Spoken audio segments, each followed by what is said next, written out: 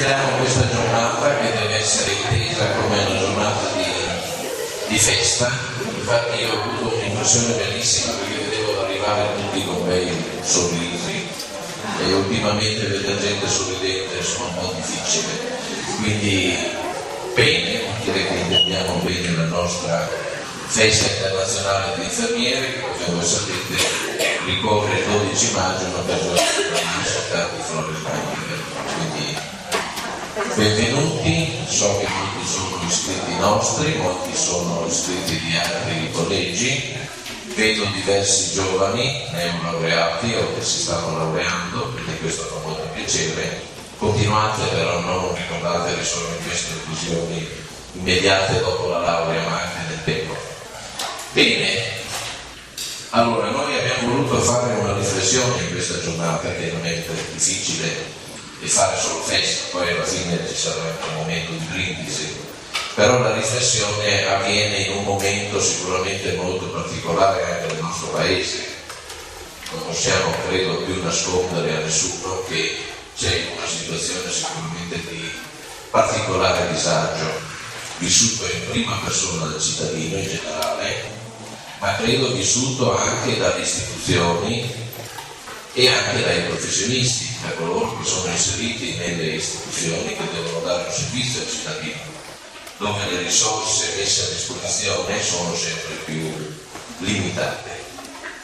Ora, credo che la professione infermieristica ha dato sempre esempio sulla capacità di comunque dare un servizio sempre significativo in tutti i momenti, anche di fronte alla carenza di risorse, perché la nostra attività comunque si svolge sul rapporto umano e sul rapporto umano molte volte non servono risorse aggiuntive al di là delle risorse umane che il professionista ha.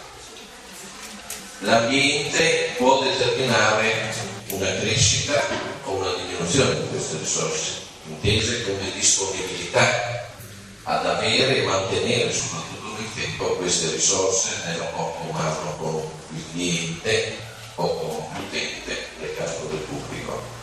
Questo è chiaro, va fatta una riflessione, perché se è vero che mancano le risorse materiali, soprattutto quelle economiche, chi amministra dovrebbe essere molto attento a quelle risorse che costano relativamente, che sono appunto queste del rapporto umano, e molte volte invece si cura ben poco la parte umana del personale, il personale inteso come anche l'attività infermieristica, che viene solo la risorsa della professione infermieristica, che è sicuramente una risorsa importante. La professione in questi anni ha sicuramente voluto e si è determinata in una crescita importante, e guardate, lo dico senza voler fare, io sono qui da tanti anni a rappresentare il collegio di Gorizia, ma ho avuto anche incarichi, ho ancora incarichi a livello nazionale, e vi assicuro che l'impegno della federazione ad assicurare servizio in primo luogo al cittadino, perché tutte le istanze che sono state portate avanti in tutti questi anni sono sempre state istanze a favore del cittadino. Detto questo, bisogna fare un'analisi però anche su quello che sta succedendo nell'ambito della sanità, e credo che noi come professionisti possiamo dirlo. Abbiamo qui, e ringraziamo per essere presente, il dottor Gallucci, che sicuramente ci dirà qual è lo stato dell'arte nell'ambito del nostro territorio, della nostra azienda, ma sicuramente non sempre molto si sa su quello che succederà nell'ambito della sanità. Noi in particolare in questo territorio siamo una provincia che trova spazi nelle notizie solo per dire che è una provincia che va chiusa, non sicuramente, anche se è piccola, ma ci sono anche qui dei cittadini che hanno bisogno di servizi che sicuramente sono servizi che rispetto ad altre aree geografiche del nostro paese sono servizi buoni, però sicuramente sempre più in flessione. Allora anche su questo io credo servirebbe una certa chiarezza, perché se si chiede chiarezza a tutti nel comportamento nei confronti dello Stato, nei confronti delle istituzioni, anche le istituzioni dovrebbero avere una chiarezza nei confronti del cittadino. In modo particolare perché poi il cittadino, almeno per ora, ha almeno una libertà, che è quella di votare, si spera, e conseguentemente dovrebbe avere gli elementi giusti per poter scegliere il proprio amministratore per gestire le proprie cose. Fatta questa premessa, io passerei la parola per i saluti al consigliere provinciale Del Bello, che porta il saluto anche della giunta provinciale di Gorizia. Grazie. Grazie a voi, grazie dell'invito a Stefano. Grazie dell'invito. Io gioco in casa perché sono eletto a Monfalcone, precisamente nella circoscrizione di Area San Polo dove sta l'ospedale. Quando c'erano le elezioni mi hanno dato anche la circoscrizione dell'ospedale, non sono voluto fare campagna tra l'area dentro e sarebbe stato scandaloso. Sì, senz'altro. Sono un segno personale di memoria fisioterapista, quindi sono vicino alle tematiche della sanità del secolo di giorno, conosco le diffidenze da una vita, però noi eravamo lì a San Polo, sempre San Polo adesso, ma San Polo, lì ho visto la San Polo. Saluto il dottor Cannucci con cui ho scoperto di avere comunanza territoriale di origini, quindi tutto bene, però dirò alcune cose molto rapidamente.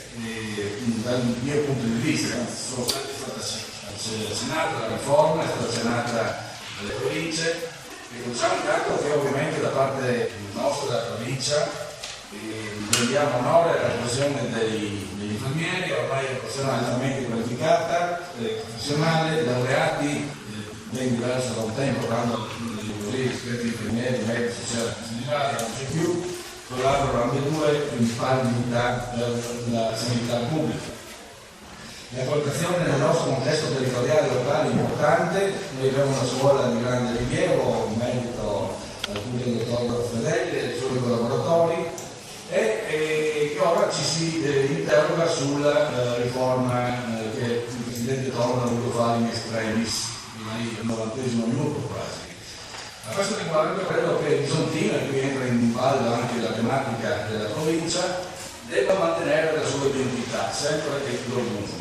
E dopo aver letto la bozza della riforma, mi chiedo, ci chiediamo, come può un'azienda ospedaliera unitaria essere denominata solo ospedale Amici di Trieste, e non di Bisontino, di Trieste o della Venezia Giulia. Qui c'è un'altra area di annessione. E su questo io così evidenzio un aspetto critico, anzi molto critico.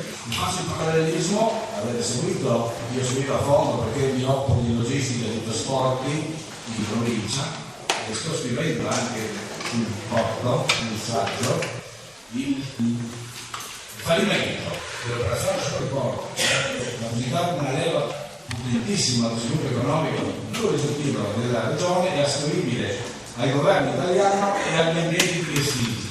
Quindi facciamo bene attenzione dove andiamo a finire, perché finiamo colonizzati. Monfalcone e Gorizia non possono essere semplici società dirette di un'azienda dominata dall'ospedale Olimpico di Trieste. Non ha alcun senso. E noi quindi, io personalmente anche, il prossimo anno ci saranno le elezioni regionali, contrasteremo questo tipo di impostazione triestino-centrica. Lo dico con molta decisione, Bisontino ha una sua identità, Monfalcone e Gorizia, pur nelle beghe così che ogni tanto ancora fiorano, hanno interessi comuni, sono complementari, va salvaguardato questo territorio, l'identità del territorio, non è una guerra con Trieste la mia, ma ho preso atto di certe resistenze che il luogo ha avuto nei nostri confronti, sono molto attento. Quindi con Trieste si deve trovare, perché siamo nella sanità, l'interesse non può essere autoreferenziale delle istituzioni, ma l'interesse è per il bene del cittadino, della sua sanità, della sua salute. Anzi, si deve anche oltre Trieste per i casi più difficili di andare a Bologna, a Milano, quindi non è questo, non è un problema di campantismo. Però se dobbiamo essere in qualche modo legati ad un'unica realtà, ci deve essere tale dignità triestina e isontina. E per quel che concludo, per quel che riguarda le province, Sottopiro sicuramente ci sono state tante versioni, noi interpreteremo duro, l'identità dell'isontino non deve essere toccata, e se le proposte sono quelle di rendere le province enti di secondo grado nominati dai partiti, siamo ancora una volta nell'errore, perché meglio avere enti democratici eletti e controllati dal popolo che enti di secondo grado che accumulano tantissime competenze che sono fuori dal controllo democratico. Questo è un accenno finale al discorso della provincia, quindi non sto qua così a dire, ma ribadisco che questa possibile riforma contiene, a mio modo di vedere e anche della provincia di Gorizia, aspetti inaccettabili. Dobbiamo contrattare tutto e Tonto non può pensare all'ultimo momento di farsi la riforma da solo. Grazie.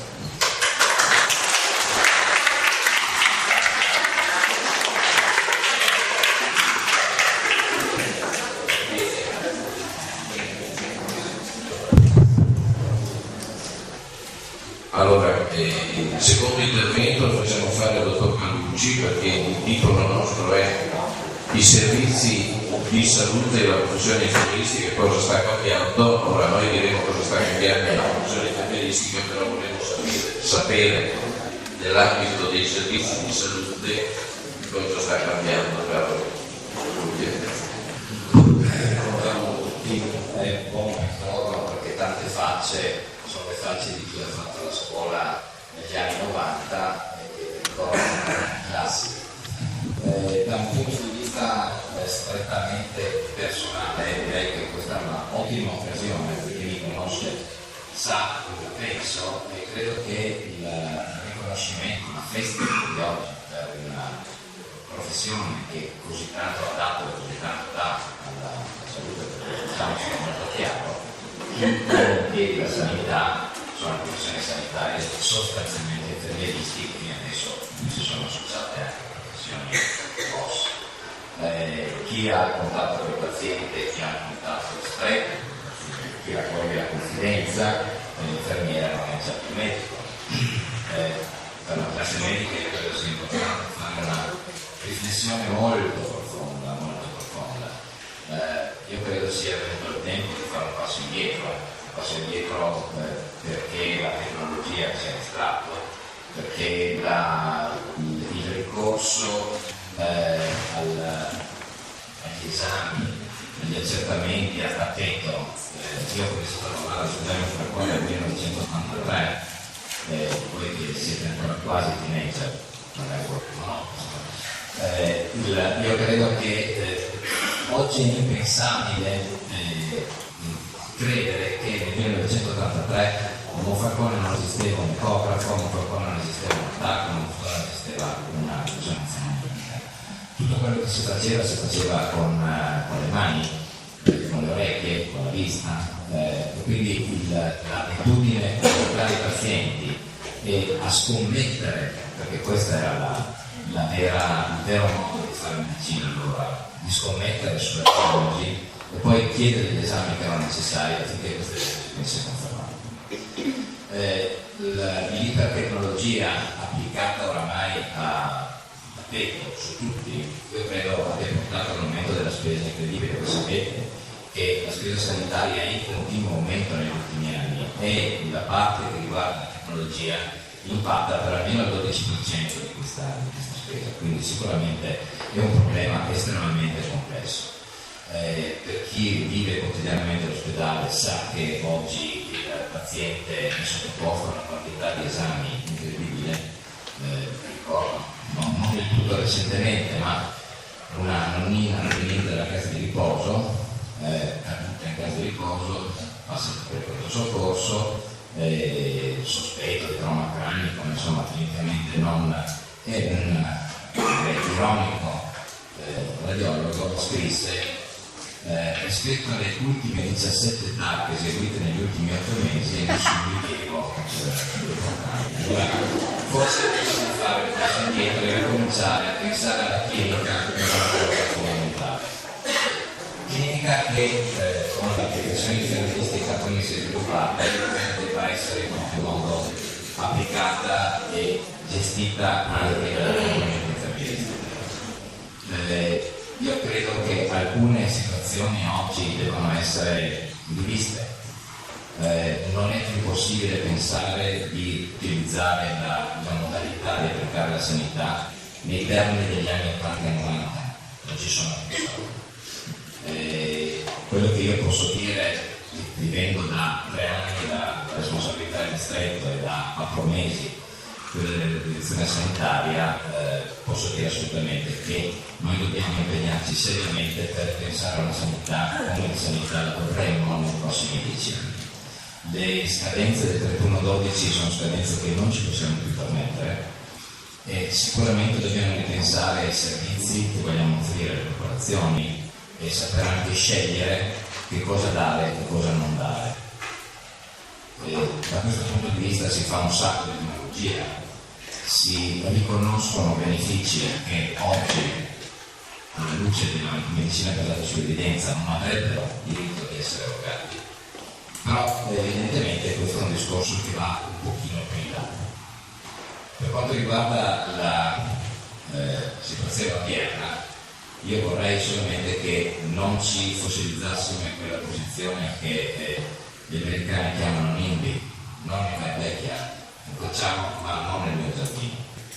In realtà per i giardini dovremmo essere tutti quanti interessati a questa modifica di ripensamento. È evidente che la situazione attuale non è semplice, però io vorrei, la mia posizione istituzionale oggi non mi consente di esprimere quello che io posso pensare, però voglio semplicemente ricordare una cosa che non è successa ieri, ma è passata nella distrazione di più. Nel marzo 2010 è arrivato un piano sanitario regionale nel quale tutti i tagli che oggi vengono in qualche modo pensati nella riforma proposta erano già presenti. Nessuno si è preoccupato di questo. Il 4 luglio dello scorso anno, a Trieste, a Udine, scusate, è stata presentata la riforma, accennata la riforma, con una richiesta di fornire indicazioni entro il 30 di settembre dello scorso anno. Non mi risulta che nessuno abbia fatto questo tipo di attività o abbia presentato delle osservazioni. Io non ho la possibilità di commentare perché non ho i dati, non ci abbiamo nessuno in questo momento se non la regione, di commentare se questa riforma ha senso oppure no. La modalità con la quale la regione ci ha presentato il disegno di legge ha previsto un passaggio all'interno delle aziende, passaggio che noi puntualmente abbiamo eseguito entro il 30 di aprile, che era la data in cui la regione si aspettava questo ritorno, e le osservazioni sono state fatte tutte puntualmente. La sostenibilità, io faccio solo una considerazione di tipo di finanziamento. Una situazione alla quale bisogna riflettere molto attentamente è questa. Nel momento in cui le aziende miste, come la nostra, che ha una componente territoriale, una componente ospedaliera, quando diventeranno ospedaliere gli ospedali e il territorio passerà in 1 o 3 aziende territoriali, il finanziamento per gli ospedali non sarà più a conta capitaria come oggi, ma sarà a DRG. Voi sapete che il DRG è sostanzialmente un rimborso economico che riconosce in maniera forfettaria un'attività clinica che viene svolta, faccio un esempio, quella di cistectomia vale 7.000 euro, dico a caso, e questi 7.000 euro sono indipendenti dal fatto che il paziente ha avuto una complicazione, se è rimasto ricoverato 3 giorni piuttosto che 7, eccetera. È evidente che gli ospedali devono attrezzarsi molto attentamente su questa attività, perché i DRG hanno valori economici molto diversi. Un DRG di area medica vale molto poco economicamente. economico in maniera proprio semplice. Un DRG chirurgico vale molto di più. Ora, una situazione come la nostra, nella quale esistono 2 presidi ospedalieri a 20 km di distanza, se non si attrezza a pensare di produrre DRG di elevato valore economico, non ci sarà nessuno che li chiuderà, ma si chiuderanno da soli per mancanza di risorse.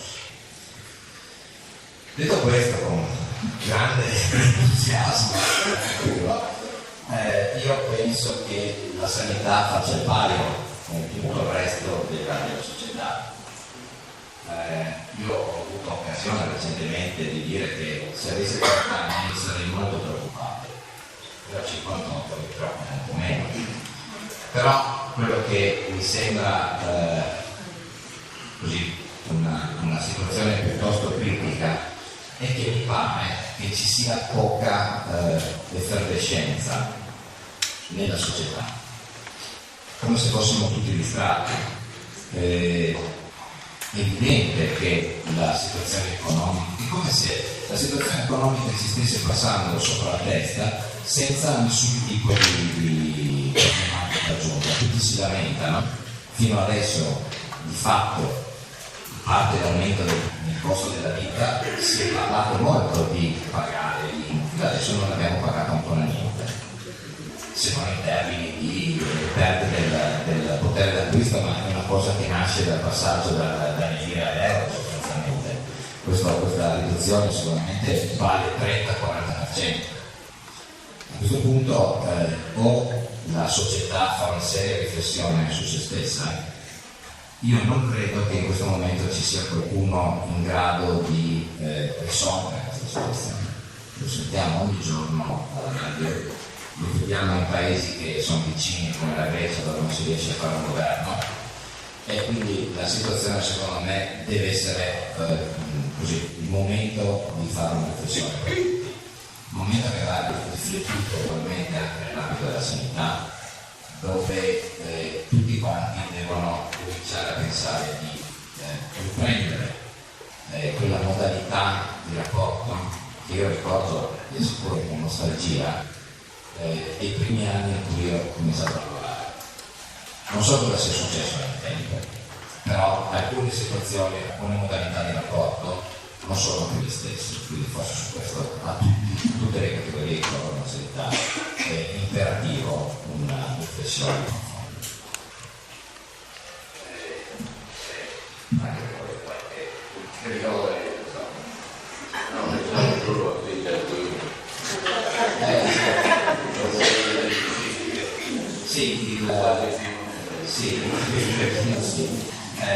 però io credo che se non siamo disposti, ognuno di noi, a metterci qualcosa di proprio, perché comunque è più vicino che ha il giardino più grande, è più vicino che ha l'erba più verde, è più vicino che è evidente che lo vedete normalmente nelle scelte che vengono fatte quotidianamente nel governo, no?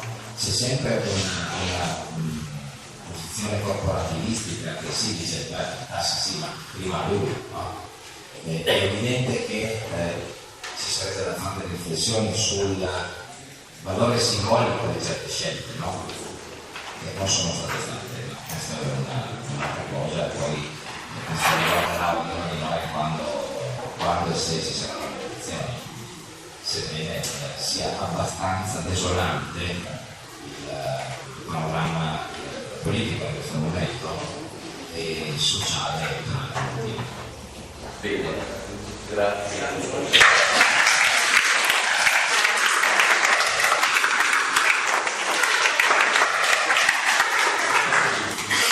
Grazie.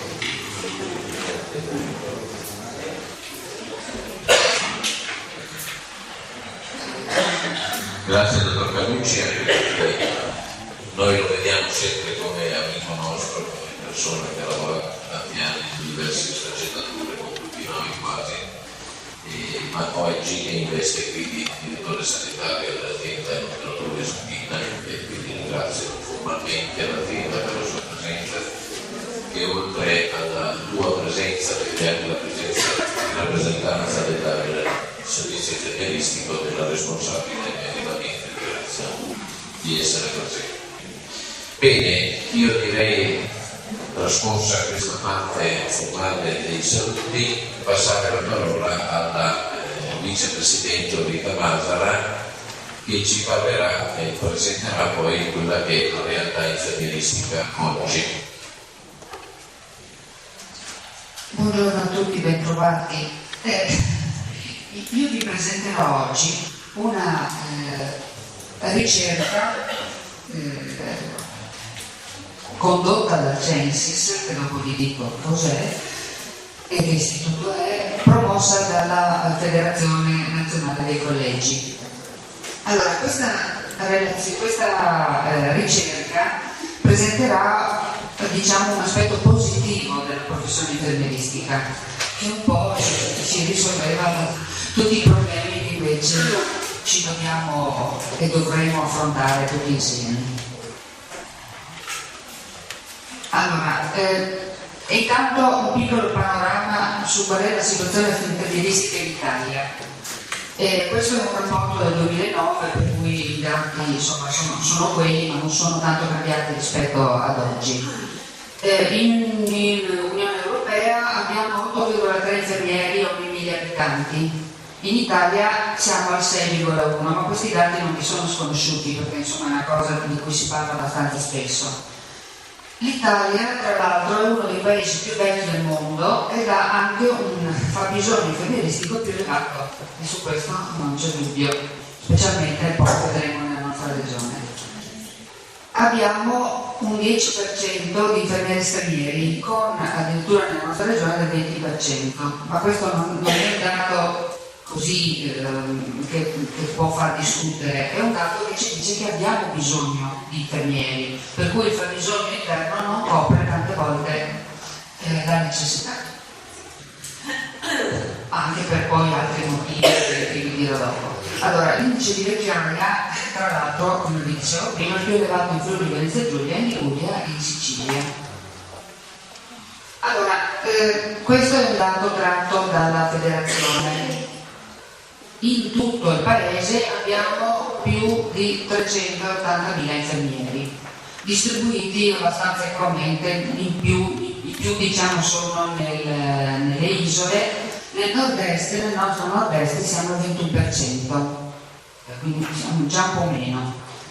E di questi sono circa il 70% donne, questo dimostra che questo conferma anzi che la professione infermieristica è soprattutto ancora femminile, ma abbiamo tanti nuovi studenti uomini. L'età, anche l'età è rilevante, per questo è stata messa lì, perché l'età è alta, diciamo, no? Quindi abbiamo un 20,7% di infermieri che vanno dai 35 ai 39 anni. Questo perché? Perché poi ci porterà ad avere dei pensionamenti magari in un futuro 10-20 anni, per cui ci troveremo ad avere ancora ulteriore carenza di infermieri. In Friuli Venezia Giulia, ecco, questi sono gli iscritti ai collegi, che in tutta la regione sono 9.500. E come vedete la distribuzione, insomma, noi siamo più piccolini, ma ne abbiamo 9.000 persone in tutto il Friuli, quindi non sono tante, che abbiamo detto prima che sono poche, ma non sono nemmeno tanto poche per non contare all'interno di una programmazione sanitaria. Allora, questa ricerca è stata condotta dal Centro Studi e Investimenti Sociali e io ho voluto presentarvela perché, anche se la trovate sul sito del Censis e anche sul sito della Federazione, tante volte magari non si ha così l'occasione o l'opportunità di leggerla insieme, no? Per questo volevo proprio fissare questi dati, anche perché poi la collega la Giudicini, che dopo presenterà la sua relazione, mostrerà anche che cosa questi infermieri faranno e quali professioni ci sono e quali opportunità per questi infermieri ci sono. Allora, Intanto la ricerca è stata condotta sulla popolazione, nel senso che non è che hanno intervistato infermieri, hanno intervistato cittadini che hanno dato la loro visione dell'infermiere. Allora, il buon infermiere, chi è il buon infermiere? Quello che è capace di relazionarsi ed è professionale.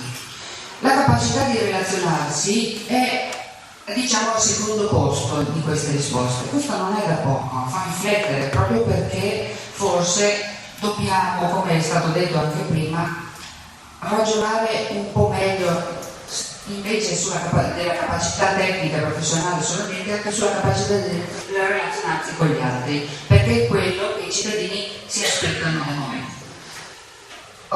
Sono messi in progressione, vedete, prima ci sono le capacità tecnico-professionali, poi la capacità di relazionarsi, la cortesia, la gentilezza e via avanti.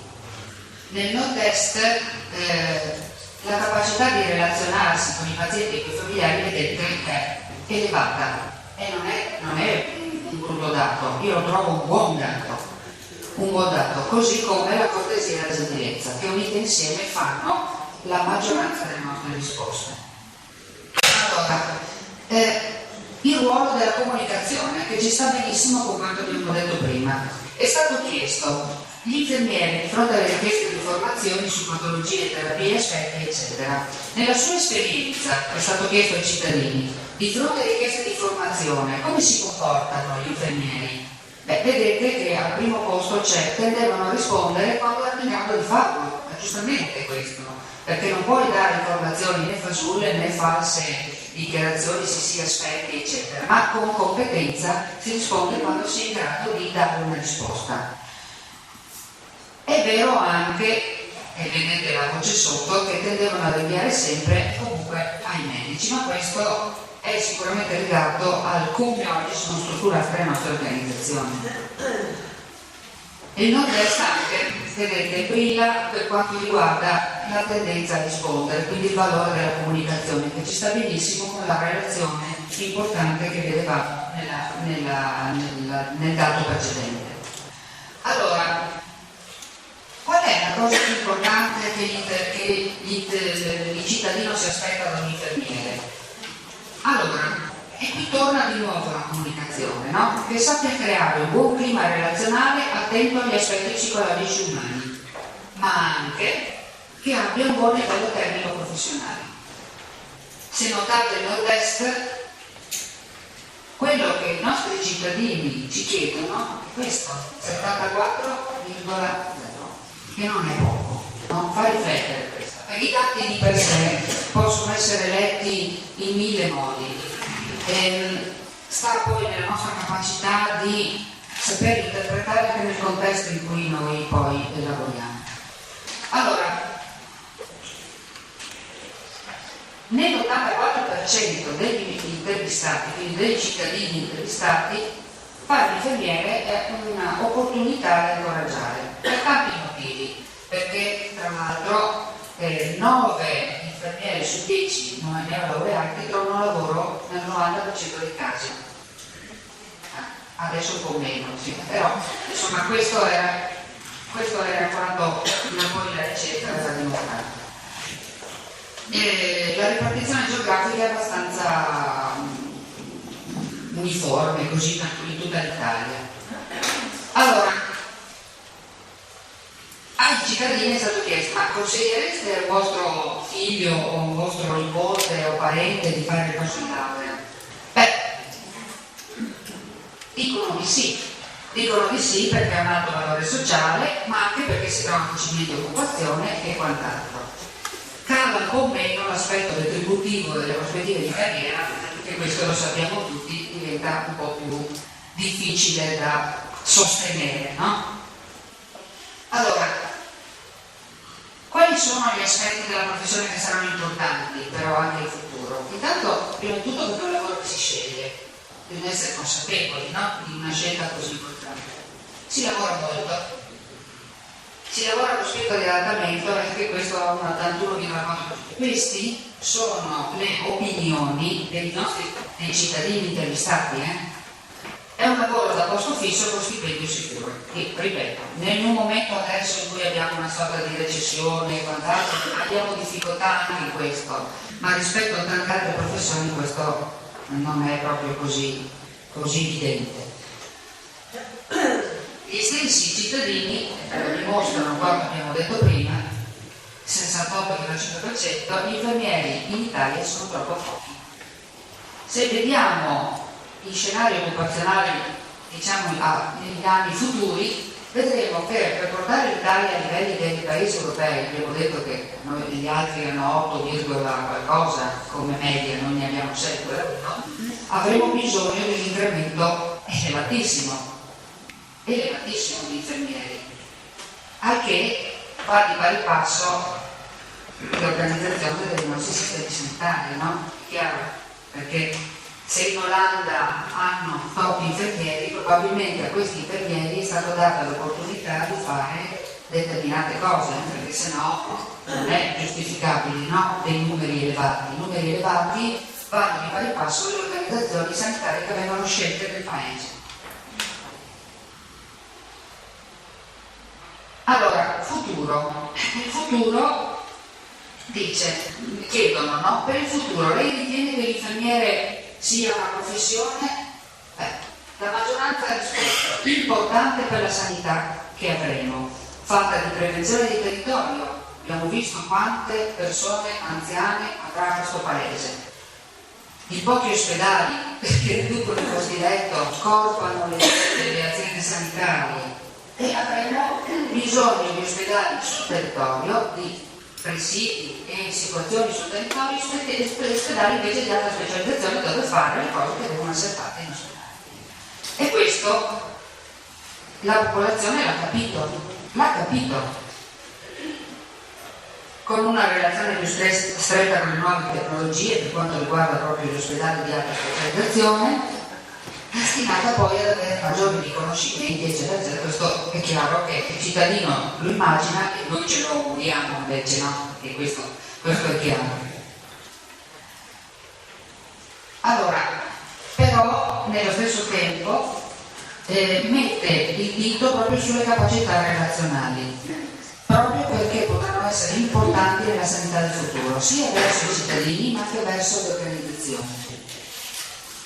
E vedete che l'82,6% degli intervistati condivide questa affermazione, che è un lavoro che richiede soprattutto capacità psicologica, relazionale, di approccio alle persone, oltre che di competenze tecniche, proprio per il nuovo ruolo che potrebbe ricoprire l'infermiere all'interno del territorio, perché all'interno del territorio potrà diventare il punto di riferimento del cittadino, insieme al medico di base, no? Chiaro. Allora, secondo gli intervistati, quali sono le priorità per il settore infermieristico? Tra il migliorare la preparazione psicologica e aumentare il numero di infermieri che vengono formati nelle nostre università, siamo più o meno allo stesso valore. Manualità, capacità, eccetera, vengono dopo. Il primo punto, vedete, la preparazione psicologica e relazionale e l'aumento del numero degli infermieri. E questo i cittadini anche hanno capito. Allora, concludendo, no? La ricerca ha evidenziato due aspetti essenziali. Intanto che l'infermiere gioca un ruolo positivo nella sanità e ha la capacità e anche le opportunità, questo potremmo vedere, però potrebbe diventare uno dei principali protagonisti della sanità del futuro. Questo lo dicono il 90% degli intervistati, e non è poco. Il diventare infermiere è una scelta da incoraggiare, un po' proprio per questa reputazione buona che viene dal contesto e inoltre perché consente di trovare lavoro rapidamente. Allora, sulla base di questo la federazione ha posto degli obiettivi da raggiungere. Uno di questi è l'aumento dell'opportunità di accesso ai corsi universitari di infermieristica, proprio per aprire di più questa professione ai giovani, e cercare di modulare anche tutti i piani di studio e quant'altro proprio ai mutamenti che vengono dall'offerta sanitaria e dai cambiamenti dell'organizzazione. E mettere soprattutto al centro della formazione le competenze relazionali, senza poi ingabbiarci magari in competenze tecniche che non ci bastano, perché se noi dobbiamo fare dei piani di assistenza o quant'altro abbiamo bisogno di capire quello che il cittadino ci chiede e di capire come muoverci all'interno delle altre professioni, insieme alle altre professioni con le equipe multiprofessionali. Ampliare poi nella sanità tutti gli spazi di azione autonoma e diretta degli infermieri. Faccio l'esempio dei pronti soccorsi, no? Di tutta la discussione che è stata fatta sull'azione importante degli infermieri per i codici bianchi di pronti soccorsi, per esempio, per snellire tutte le code e quant'altro. Questo per esempio, o nelle farmacie, facciamo un altro esempio, no? Questo sono due campi nuovi che in realtà potrebbero, dandoci magari più autonomia, creare degli aspetti sanitari un tantino più diversi e di più qualità. Allora, voglio concludere con questo, poi lascio la parola alla Gloria. Visto che siamo in posto di mare, provate a fermarvi una mattina in un porticciolo dove un velista sta per salpare con la sua barca a vela, chiedetegli dove è diretto e lui non risponderà dove mi porta il vento, risponderà vado e comunicherà la sua meta, indipendentemente dal vento, favorevole o meno. Noi abbiamo i veli, abbiamo il timone, abbiamo la normativa, abbiamo tante cose in nostro possesso, la volontà che bisogna ritrovare, come diceva Torpelucci. Qualsiasi sia il vento della nostra giornata o nella nostra vita, non dobbiamo perdere di vista chiaramente la meta. Grazie.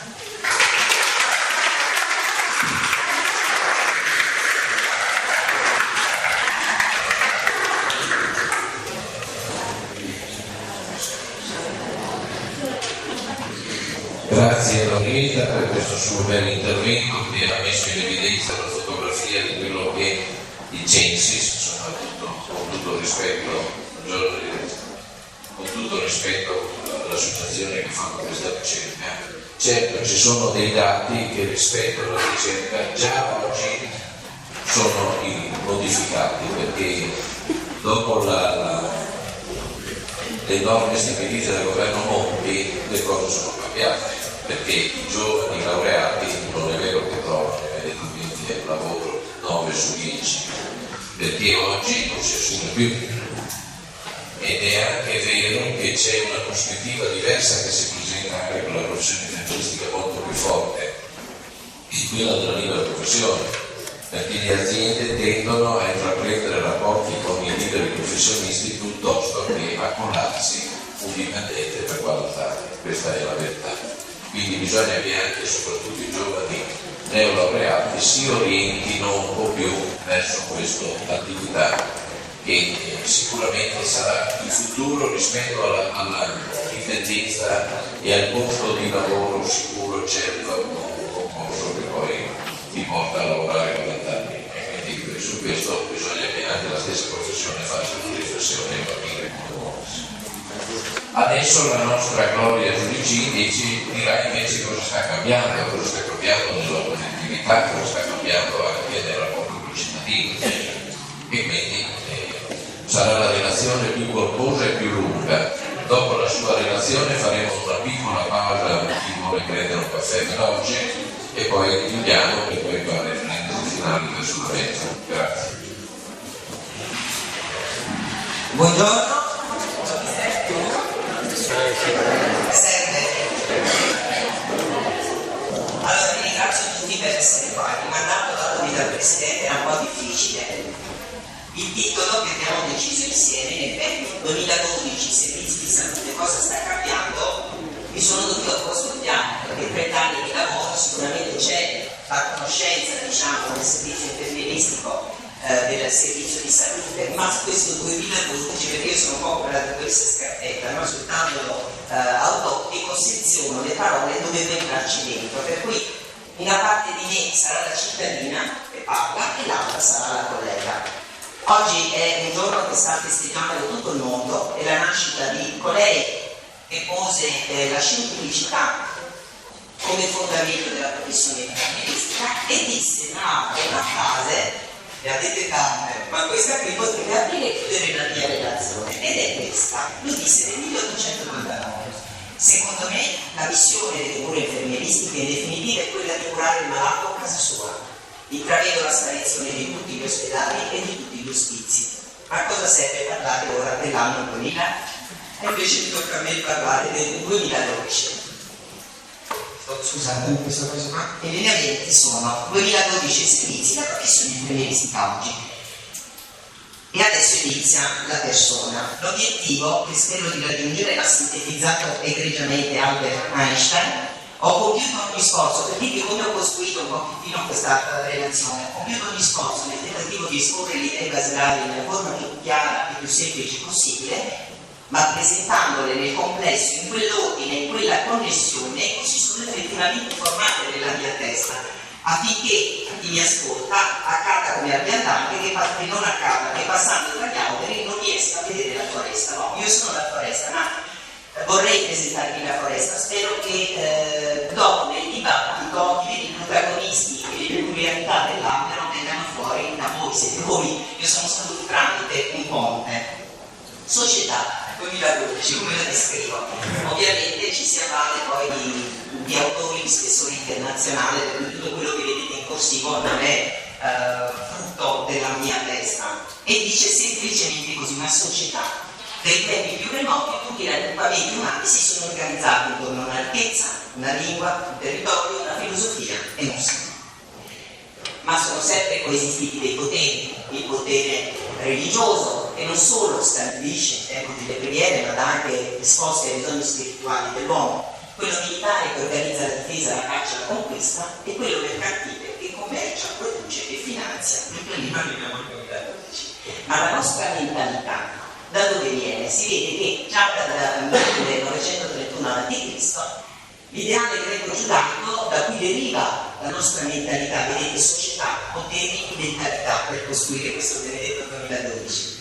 E diventa preciso: la libertà è una finalità dell'esistere, il rispetto di un codice, indubbiamente la condizione per la sopravvivenza, la ricchezza un voto dal cielo, la povertà una minaccia. L'Asia si discosta dalla nostra mentalità occidentale.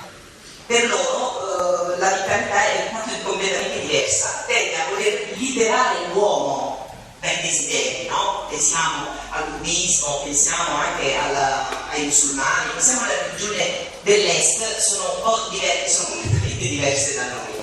Mentre invece nella nostra mentalità l'individuo deve perseguire la sua felicità, ma lo Stato deve mediare, e questo non avvenga a discapito naturalmente della società. Quindi abbiamo società, poteri e mentalità. E adesso entriamo proprio da noi.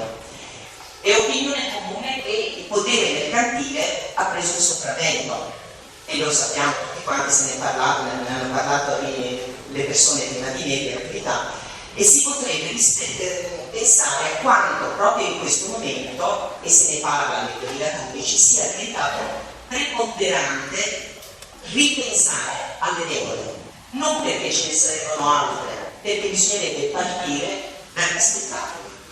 In effetti un giorno con Francesco Cecchini, un collega che tutti conoscete, mi diceva proprio una regola in medicina che non va bene. Cosa pensi? Si può cambiare, no? Non entro nella tua. E poi dopo lui stesso ha detto: ma prima di cambiare bisogna rispettare tutti la rispettassero. Solo dopo puoi capire dov'è l'errore ed eventualmente insieme cambiarla. Per quanto concerne sempre il rispetto delle regole, l'istruzione indubbiamente ha un ruolo fondamentale. Un cittadino scarsamente istruito o con valori sbagliati non può che creare danno ai suoi concittadini. Allora, se il potere mercantile sta predominando nella nostra vita, mi sono chiesta che cos'è che produce questo mondo. E da uno studio del 2008 si dice che il PIL mondiale del prodotto interno lordo, pensate, per 2/3 è generato dai servizi, meno di 1/3 dall'industria e appena il 4% dall'agricoltura.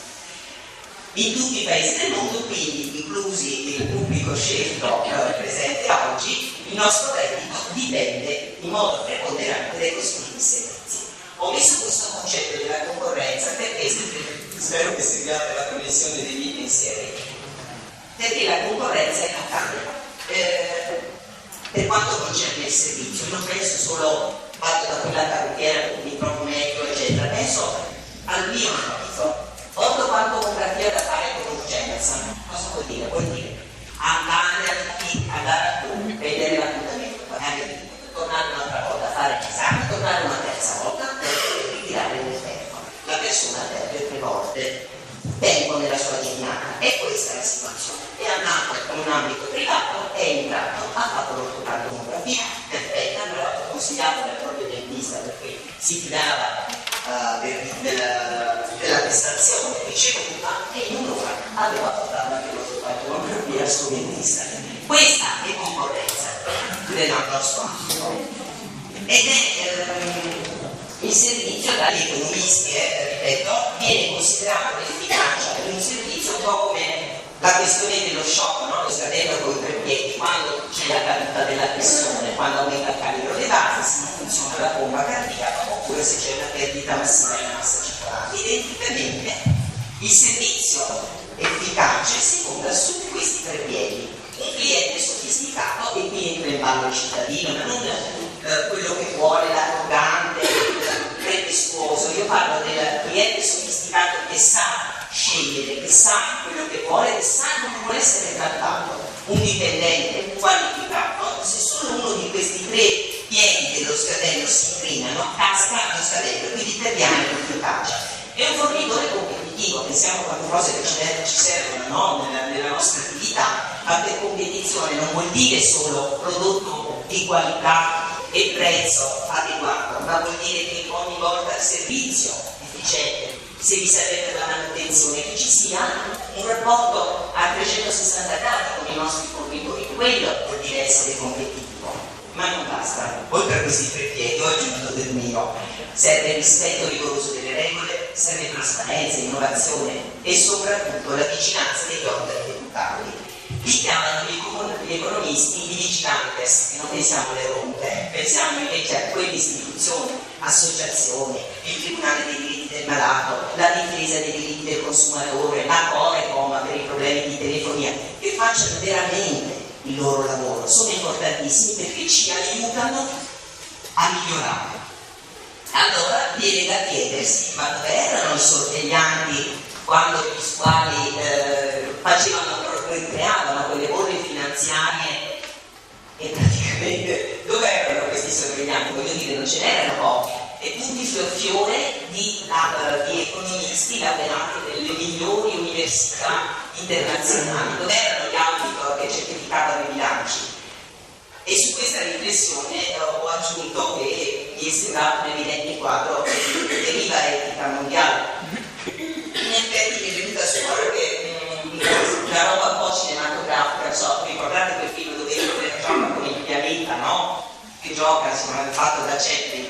Ecco, qua io vedevo 4 squali con il pianeta che giocavano dandosi la palla al nuovo. Quindi in ogni società diventa importante, dicevo, il rispetto delle regole, ma la cosa che mi ha fatto riflettere è non tanto la giustizia di tipo penale, perché la giustizia di tipo penale è quasi spettacolare, ci richiama l'attenzione, se ne parla, eccetera. Ma in realtà quella che è molto più grande la situazione, per anche che se abbiamo quanti, ogni 1000 infermieri, ogni 1000 abitanti 6 infermieri, abbiamo ogni 44 cittadini ha un avvocato, ecco, ma non perché gli italiani siano litigiosi, perché questo sistema civile non funziona in casato, hanno creato una mediazione, stanno cercando di snellire, però la persona, qui arriviamo al malessere della persona, alla solitudine della persona e quindi all'importanza, come diceva Orietta, della comunicazione, della relazione. Adesso ci arrivo. E la questione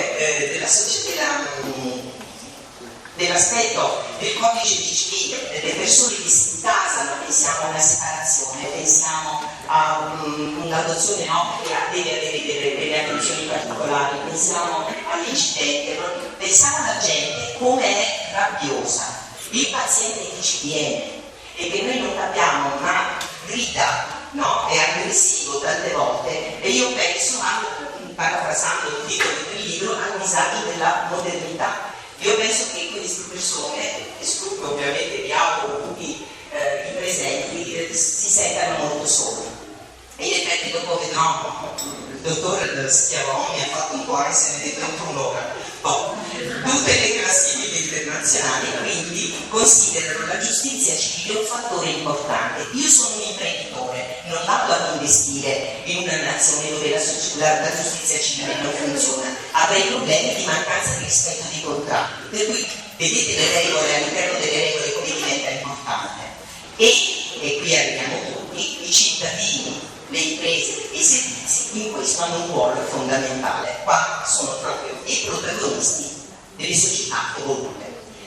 Siamo in una situazione di vulnerabilità, si stratificano i problemi vecchi alzando quelli nuovi. Tutti dicono che non esiste una formula magica.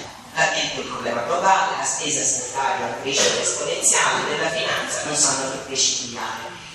Eppure è proprio in questa situazione dove tutto sembra illogico, paradossale, difficile e buio, che è proprio qui che viene fuori, si dice: quando sei arrivata al fondo scava ancora, ma quello lo dicono i pessimisti, io invece dico adesso incominciamo a salire. Quindi il cambiamento che sta avvenendo ce la chiede una logica partecipativa, una forte fiducia reciproca e un solido fondamento di etica pubblica. Quindi il quadro appena delineato ci sprona ancora più a prendere in mano le regole. Il codice deontologico dell'infermiera è un quadro lampante. I collegi e gli ordini vigilano sulla qualità, sui valori della nostra professione e non sono solo faro e guida o norme, ma sono risposte quando abbiamo dubbi professionali. Salus grotus suprema lex.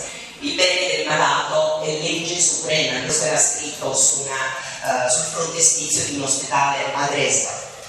Poi mi sono chiesta se predominano i servizi, no? Abbiamo detto nell'economia mondiale, e la salute di un paese si realizza attraverso i servizi. Come possiamo preservare noi uno dei migliori, considerato dagli esperti, servizi sanitari nazionali come il nostro solo per scarsità di risorse?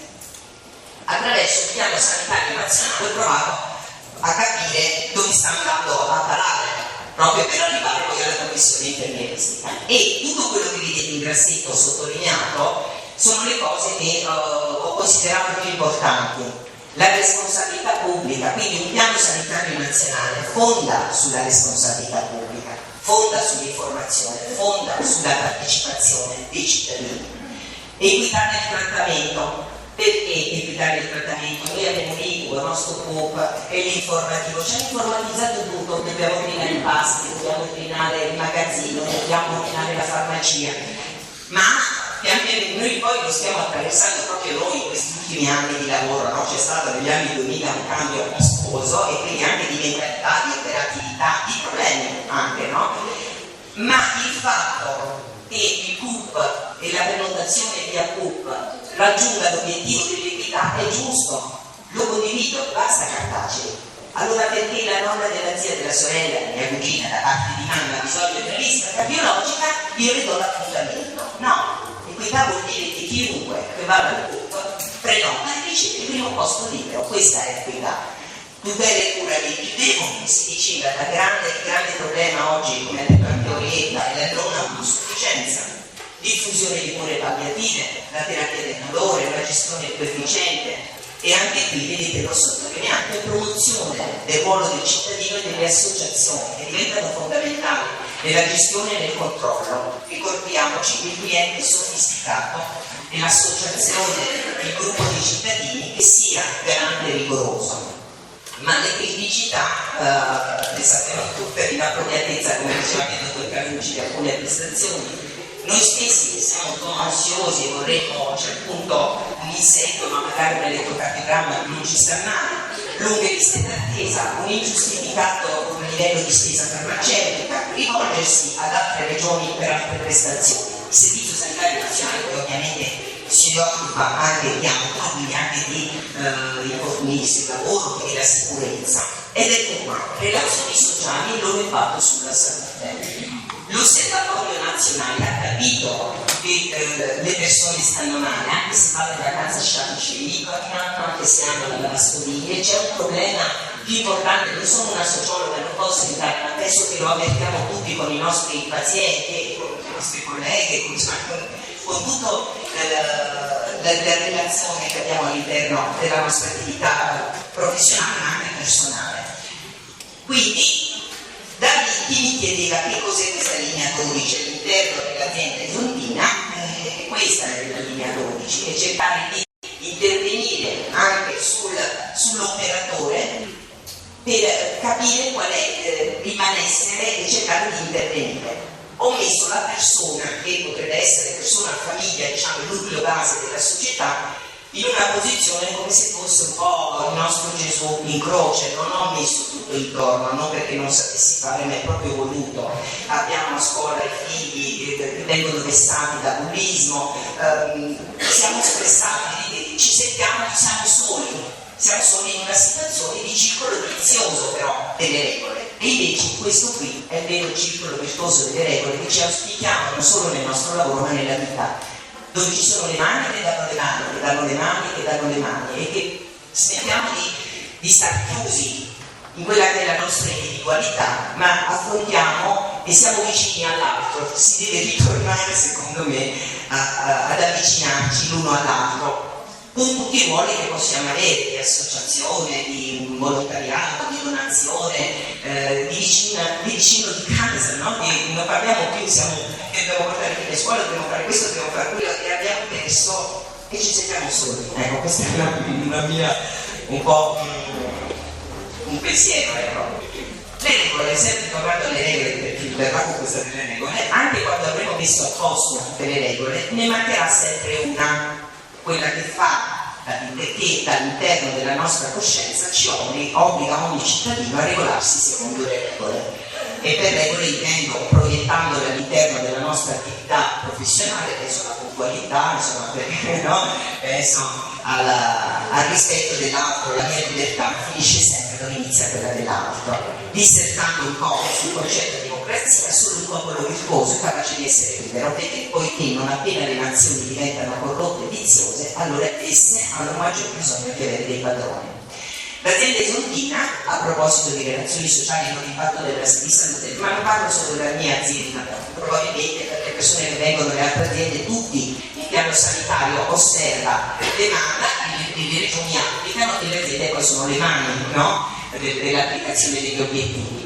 E quello che mi ha stupito e che si riallaccia anche nella relazione che ho vinta prima è stata che già qualche anno fa nella nostra azienda sono stati presi operatori per fare uno studio, no? Per capire qual è la cosa che vi fa stare più male. Uno pensa i turni e devo saltare il riposo e non mi arriva il citrosi, non so, cose così. Invece no, il risultato è stato la comunicazione.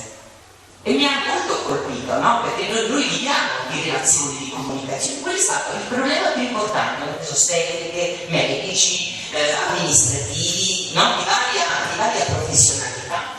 E quindi la nostra azienda in effetti è intervenuta cercando di, lasciando anche libertà alle proprie unità operative di declinare e di cercare di risolvere. Sicuramente non è un corso di aggiornamento, però un trovarsi insieme è già un punto di partenza, secondo me. E vediamo adesso la professione infermieristica. L'ospedale, questa qui l'ho presa per caso da Sole 24 Ore, dice: piccoli ospedali sono riconvertiti in struttura ponte tra ospedali e medici di famiglia, che a loro volta potranno gestire ambulatori aperti 24 ore al giorno per trattare casi meno gravi ed evitare così inutili affollamenti al pronto soccorso. E poi ancora, questo fa una sintesi di quello che è il piano sanitario nazionale di cui vi dicevo prima. Strutture ospedaliere in rete per favorire sinergie, percorsi di riabilitazione individuali e non più disabili costretti oggi a cure spezzate. No. Ma vediamo un attimo, brevemente, una volta gli ospedali si sapeva, rappresentavano quel luogo tante volte costruito proprio con le risorse di quella comunità, dove la persona in temporanea difficoltà della stessa comunità veniva accudito. Ma l'analisi storica ci dice che il fatto medico e il fatto sociale si è sempre intrecciato, non è che è un'invenzione economica, sono sempre stati strettamente connessi. E il problema fondamentale all'interno di un ospedale, come di ogni organizzazione, è cercare di raccontare la motivazione individuale con quella del gruppo. Quindi diventa, se io mi riconosco con le mie colleghe, con il mio ospedale all'interno di quella mia attività, non posso non trasmettere questo all'utente che a sua volta si sentirà rafforzato nella sua identità ed appartenenza a quel gruppo. L'ospedale si sa ha adottato come modernità l'integrazione orizzontale, pensiamo al paziente appunto non più spezzatino, ma con un dipartimento di prevenzione che funziona, c'è l'Acuzie, entra in ospedale, viene poi accompagnato sul territorio, vedete è proprio un processo di continuità. L'ospedale moderno quindi prevede 3 strutture in una: percorso urgenza-emergenza, percorso di elezione, percorso di riabilitazione. Questo vale per gli aspetti internistici, chirurgici e materno-infantile. E anche questa frase bella, tutti sanno che quando siamo malati abbiamo bisogno di un medico per accedere a un ospedale, ma ciò che le persone non sempre sanno è che gli assistiti, per poter uscire dall'ospedale in condizioni migliori di quelle che avevano quando sono entrati, hanno bisogno di un infermiere che dia loro un'efficace assistenza infermieristica. Che cosa abbiamo fatto per questa prima grande sfida, la non autosufficienza? È partito già con, devo ringraziare Lucia Pauletto e anche Francesco che mi hanno dato questa idea, parla dell'infermiere di continuità assistenziale. Siamo partiti con il 2012 ed è, come diceva la dottoressa Maria la prima volta che l'ha presentata, uno snodo, una figura di snodo. Che cosa fa l'infermiere di continuità assistenziale, questo vale sia per il polo internistico di Gorizia che per quello di Monfalcone? Identifica entro 48 ore insieme al medico già attraverso una procedura definita la situazione di fragilità della persona e quindi entro 48 ore provvede già ad organizzare quello che poi sarà la dimissione, quindi la presa in carico reale e concreta sul territorio. Poi abbiamo, a proposito di professione infermieristica e di adattamento ai vari cambiamenti epidemiologici e sociali, gli ambulatori infermieristici che li abbiamo già da tempo, che sono di grandissima utilità alla cittadinanza. Abbiamo già l'infermiere di equipe territoriale, che è un modo sempre per essere vicino alle famiglie, al cittadino, alle risposte ai bisogni di salute ancora prima che questi nascano. Questo è tra l'altro il ruolo del nostro infermiere di equipe territoriale, un uomo Falcone, che lavora con Falcone in zona Panzano e a Romas di Sonzo. Tra le varie evoluzioni della figura infermieristica, in effetti c'è proprio l'infermiere di famiglia, ci sono anche dei master di sanità pubblica, di comunità, ed è imputata al coordinamento, prende in carico il caso, valuta gli interventi assistenziali, ritiene eventuali consulenze medico-specialistiche, coordina le attività di tutti gli operatori sanitari intorno alla persona, oltre a fare educazione familiare. Esiste il telenursing. Il telenursing ovviamente non esiste nella nostra realtà italiana, ma esiste negli Stati Uniti, esiste in Inghilterra ed è nata come risposta a che cosa? Alle grosse distanze dai centri urbani, poiché abbiamo visto che la non autosufficienza è la grande sfida, la disabilità, la cronicità del paziente che magari vive lontanissimo, è stato istituito questo telenursing. E l'infermiere riceve la chiamata e monitora, allerta il medico, sorveglia, guida e se necessario interviene. Questa è impostata così, c'è una centrale operativa e come vedete le casette, no? E anche qua accanto il paziente ha tutto, ha il letto bilancia se necessario, ha il monitor, adesso vi faccio vedere che un altro comodino che ha dell'incredibile ma ha tutto, ha dentro un ventilatore, ha monitor, l'alta tecnologia e ovviamente nel telenursing, che è il futuro della telemedicina, quindi vale per la professione medica, pensiamo al nostro, a quello che facciamo noi, per esempio l'elettrocardiogramma trasmesso dal territorio all'unità coronaria, voglio dire, questo è qualcosa di più avanzato, ma vale appunto nei luoghi dove è necessario. Che cosa fa la centrale operativa di telenursing? può ricevere domande su test di laboratorio, informazioni importanti dettate anche dall'ansia, dalla paura, tipo il centro veleni, per disturbi mentali, linee telefoniche per adolescenti, mette un po' in comunicazione tutto, facilita consultazioni audio-video, aiuta i viaggiatori fornendo informazioni, promuove la cura, controllo dei parametri del paziente e trasmette immagini riguardo alle lesuri cutanee, al chirurgo piuttosto che al dermatologo, eccetera. In sintesi vuol dire teleconsulto, telemonitoraggio, telereporting e teleconferenza. La persona che potrebbe giovarne moltissimo, visto che è un problema assolutamente internazionale, la persona con sovrappeso cardiaco, no? Potrebbe avvalersi di questo, e si stima che questa patologia sia in considerevole aumento.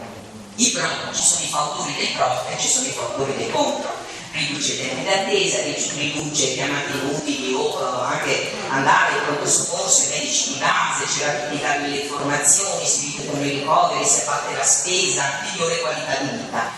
Però ci sono anche i fautori dei contro, manca di interazione faccia a faccia e questo si pensa diminuisca la qualità. Ci può essere un aumento di errori e responsabilità, si teme che si pensi più all'abbattimento dei costi che all'interesse del paziente. Ovviamente i fautori del contro devono dire la loro: aumento di rischi per la riservatezza delle informazioni e aumento di un rischio che gli operatori sanitari vadano oltre lo scopo della teleassistenza.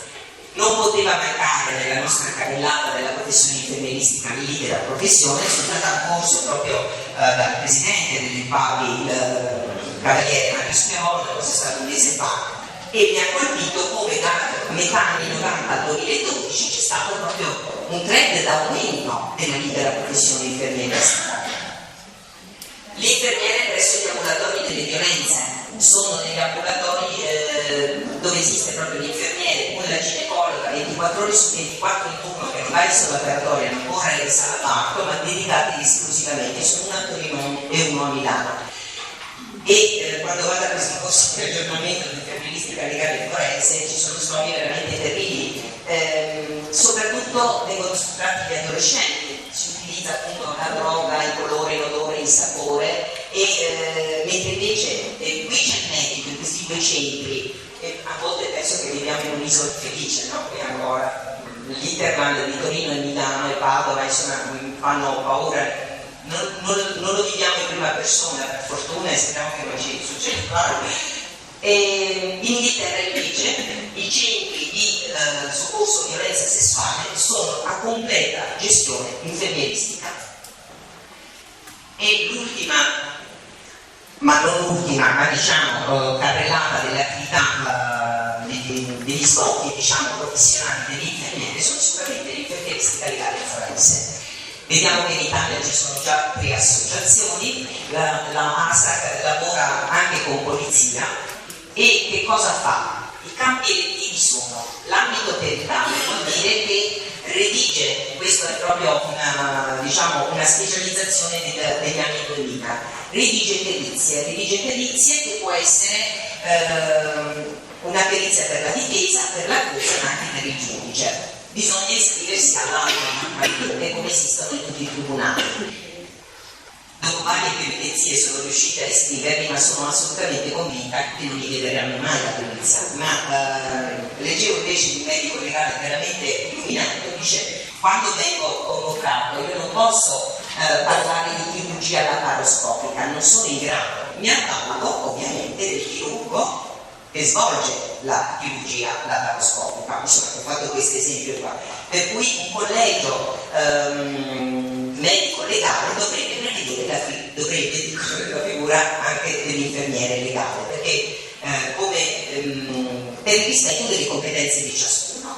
Quindi componente di questo collegio può entrare nei gruppi del rischio clinico per le proprie competenze, come dicevo, assistenza e gestione delle vittime di stupri, per la gestione dei minori vittime di abuso, per la gestione di dipendenza alcol, droghe e farmaci, assistenza legale ai colleghi in collaborazione con avvocati, colleghi, associazioni sindacali. Fate conto che questa figura sta lavorando moltissimo in Piemonte, in Emilia e in Toscana. Educazione e informazione sanitaria, e soprattutto potrebbe dare quantomeno delle linee guida, delle delle procedure per il corretto intervento sulla scena del crimine. Perché l'infermiere ha capito che bisogna camminare di pari passo appunto con i cambiamenti, come abbiamo detto, sociali, eccetera. E come noi abbiamo avuto Flores, così la scienza investigativa, prima pensiamo al commissario che vedremo da prima, collocata dal 77 al 66, l'investigazione assurge a scienza, grazie anche agli sviluppi tecnologici, chimici, eccetera, eccetera. Ed egli, pioniere delle scienze forensi, disse: ogni contatto lascia una traccia. Da questa lucida intuizione la scienza investigativa è diventata tale. Quindi vi sono oggi tecniche analitiche in grado di rilevare quantità infinitesimali. A questo punto, perché parlo dell'infermiere? Perché l'infermiere, che non è solo quello del 118, ma anche noi, col vicino di casa, sarebbe importante sapere quanto è importante salvare le tracce. La priorità sicuramente è salvare la vita, ma anche salvando le tracce. Quindi c'è tutta una modalità per poter fare questo. Dove si colloca, altra cosa importante, il medico legale e l'infermiere legale, sia nelle indagini preliminari sull'incarico conferito dal magistrato, del pubblico ministero, della polizia giudiziaria, oppure anche dalle parti di difesa, no? Ma la persona, si divide in due: una può lavorare per l'accusa e per la difesa, e poi c'è il CTU, il consulente tecnico d'ufficio, mentre quell'altro, il CTP, consulente tecnico di parte proprio, che ha una differenza importante, perché mentre il CTU, che è il consulente tecnico d'ufficio scelto dal giudice all'interno di quell'albo, ha l'obbligo di dire la verità, deve giurare di dire la verità, e quindi se non se la sente, perché magari coinvolta per conoscenze, deve rifiutare, e questo è deontologicamente, ma diventa anche penalmente rilevante se non lo facesse. Il consulente tecnico di parte, dicevo, quello per la difesa e per l'accusa, invece, eticamente dovrebbe dire la verità, ma se proprio non la vuole dire può anche omettersi, non ha l'obbligo. Le leggi, e adesso sto per concludere, parlano chiaro. Le attività infermieristiche e mediche sono distinte. Il medico si occupa della malattia, l'infermiere delle conseguenze della malattia e quindi della qualità di vita sulla persona malata.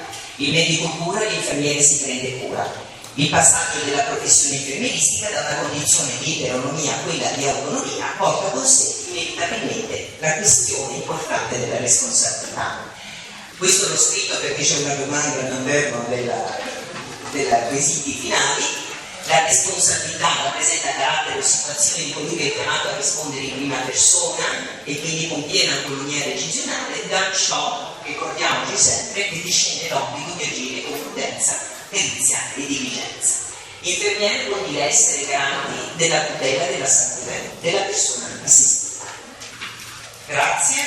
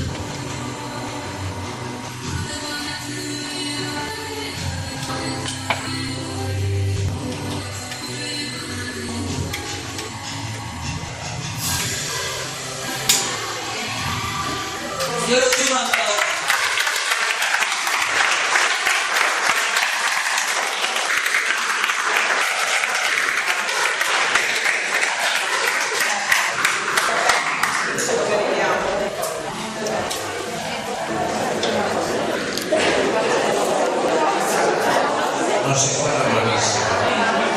Allora penso che scorrendo il giuramento ci si rende conto anche quanto impegnativa sia la nostra missione. Detto questo, 10 minuti di libertà, e poi alle 11 precise in sala per andare avanti. Grazie. La collega Annalisa Sutero, coordinatore del centro regionale dei trapianti, che porterà la sua esperienza anche proprio rispetto al rapporto con i cittadini. Prego. Grazie a tutti i relatori che mi hanno preceduto e soprattutto all'ultima parte della collega Vittoria che ci riporta un pochettino alle nostre vere origini, perché sinceramente anche tutti i resoconti di urgenza che abbiamo sentito piuttosto che l'autorità prima mi stavano mettendo un po' di angoscia i 40 anni di lavoro e io dicevo vabbè, io sono a metà cammino, però per il momento non c'è stato un giorno, io lo dico perché siamo qua nel infermieri, in cui io mi sia svegliata al mattino e abbia detto devo andare a lavorare, magari mi chiedo anche di fermarmi fino alle 2. In questa mia relazione non ci sono domande sul testo, quindi vorrei che vi soffermaste ogni tanto a pensare da che parte io mi trovo dalla parte del cittadino o mi trovo dalla parte dell'operatore sanitario, mi trovo dalla parte della salute o dalla parte della patologia, mi trovo dalla parte di chi dona e dalla parte di chi sta aspettando un dono. Vi chiedo solo questo. Io adesso vi descriverò un pochettino quello che il centro regionale che io faccio. Io sono molto privilegiata perché riesco a svolgere la mia professione secondo me nella totalità. Tante volte, dipende appunto da che parte stai, mio marito mi dice cosa vedi di buono? Cioè il telefono acceso 24 ore su 24, non vedi solo male, niente di bene, e io dico non è vero, perché tu quando io parlo di centro regionale trapianti che sembra una cosa angosciosa, dal mio punto di vista non lo è, perché, ripeto, adesso queste diapositive vi farò vedere quello che io faccio. Io sono fortunata perché io al mattino mi alzo e non so quello che farò. Uno dice che angoscia, perché io so che devo fare il giro retti, mi metto l'anima in pace, avrò finito per le 11, però altro. Io invece al mattino non so se andrò in una scuola a portare appunto la mia esperienza, non so se andrò in terapia intensiva perché purtroppo siamo di fronte a un caso di morte encefalica, non so se andrò in un centro di trapianti a portare una parola di conforto a qualcuno che mi sta d'attesa, non so se andrò in un ambulatorio a dire finalmente il trapiante è arrivato, resta bene. Partiamo dall'inizio. Nell'anno 2006 è stato istituito il Centro Regionale Trapianti, che ha come sede la propria struttura presso l'azienda ospedaliera Santa Maria della Misericordia a Udine. È stata scelta quella sede lì solamente perché ci sono i grandi centri di trapianto e c'è la maggioranza, dei centri di prelievo. È stata istituita sulla base della legge 91-99, che è la legge principe della donazione di trapianti, su un accordo Stato-Regioni, su delle delibere regionali in cui definiscono l'assetto che la nostra regione deve avere. Questo perché? Per dare un quadro di stabilità, qualità e garanzia a tutto l'assetto del centro regionale trapianti. Questa è la prima diapositiva, ma vedrete che nel corso delle altre, in una frase che è stata detta da te, Gloria, che tu hai detto, ci sentiamo soli. Io in ufficio stai benissimo, in ufficio siamo 3 persone, c'è il direttore del centro regionale trapianti, il dottor Peressuti, c'è la dottoressa Fiorito, che è una psicologa, un'infermiera e un'amministrativa. Quindi dal punto di vista infermieristico, è vero, io il primo giorno mi sono sentita sola. Io ho lavorato 7 anni in terapia intensiva. In terapia intensiva sapete bene che o c'è un gruppo, o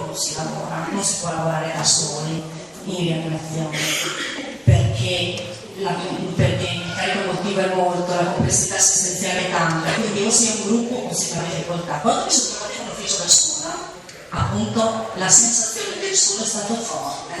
Poi però ho capito qual era, un po' alla volta, qual era il mio ruolo e quante persone giravano attorno alla donazione trapianti e non mi sono sentita più sola. Queste sono tutte le funzioni e rapporti che il centro regionale ha, quindi con la direzione centrale della salute, con la parte diciamo dei centri di prelievo, che poi vedremo magari un attimino più nel dettaglio di cosa si parla, dei centri di trapianto, delle varie banche dei tessuti, del Centro Nazionale Trapianti, di tutta la rete, quindi di tutte le unità operative che con noi collaborano, con le associazioni di volontariato e quant'altro. Queste sono più diciamo nello specifico i ruoli del centro regionale, però diciamo che coordina le attività di prelievo e di trapianto. Il trapianto che cos'è? Quindi c'è una scelta terapeutica ed è l'unica scelta terapeutica in caso di gravi malattie.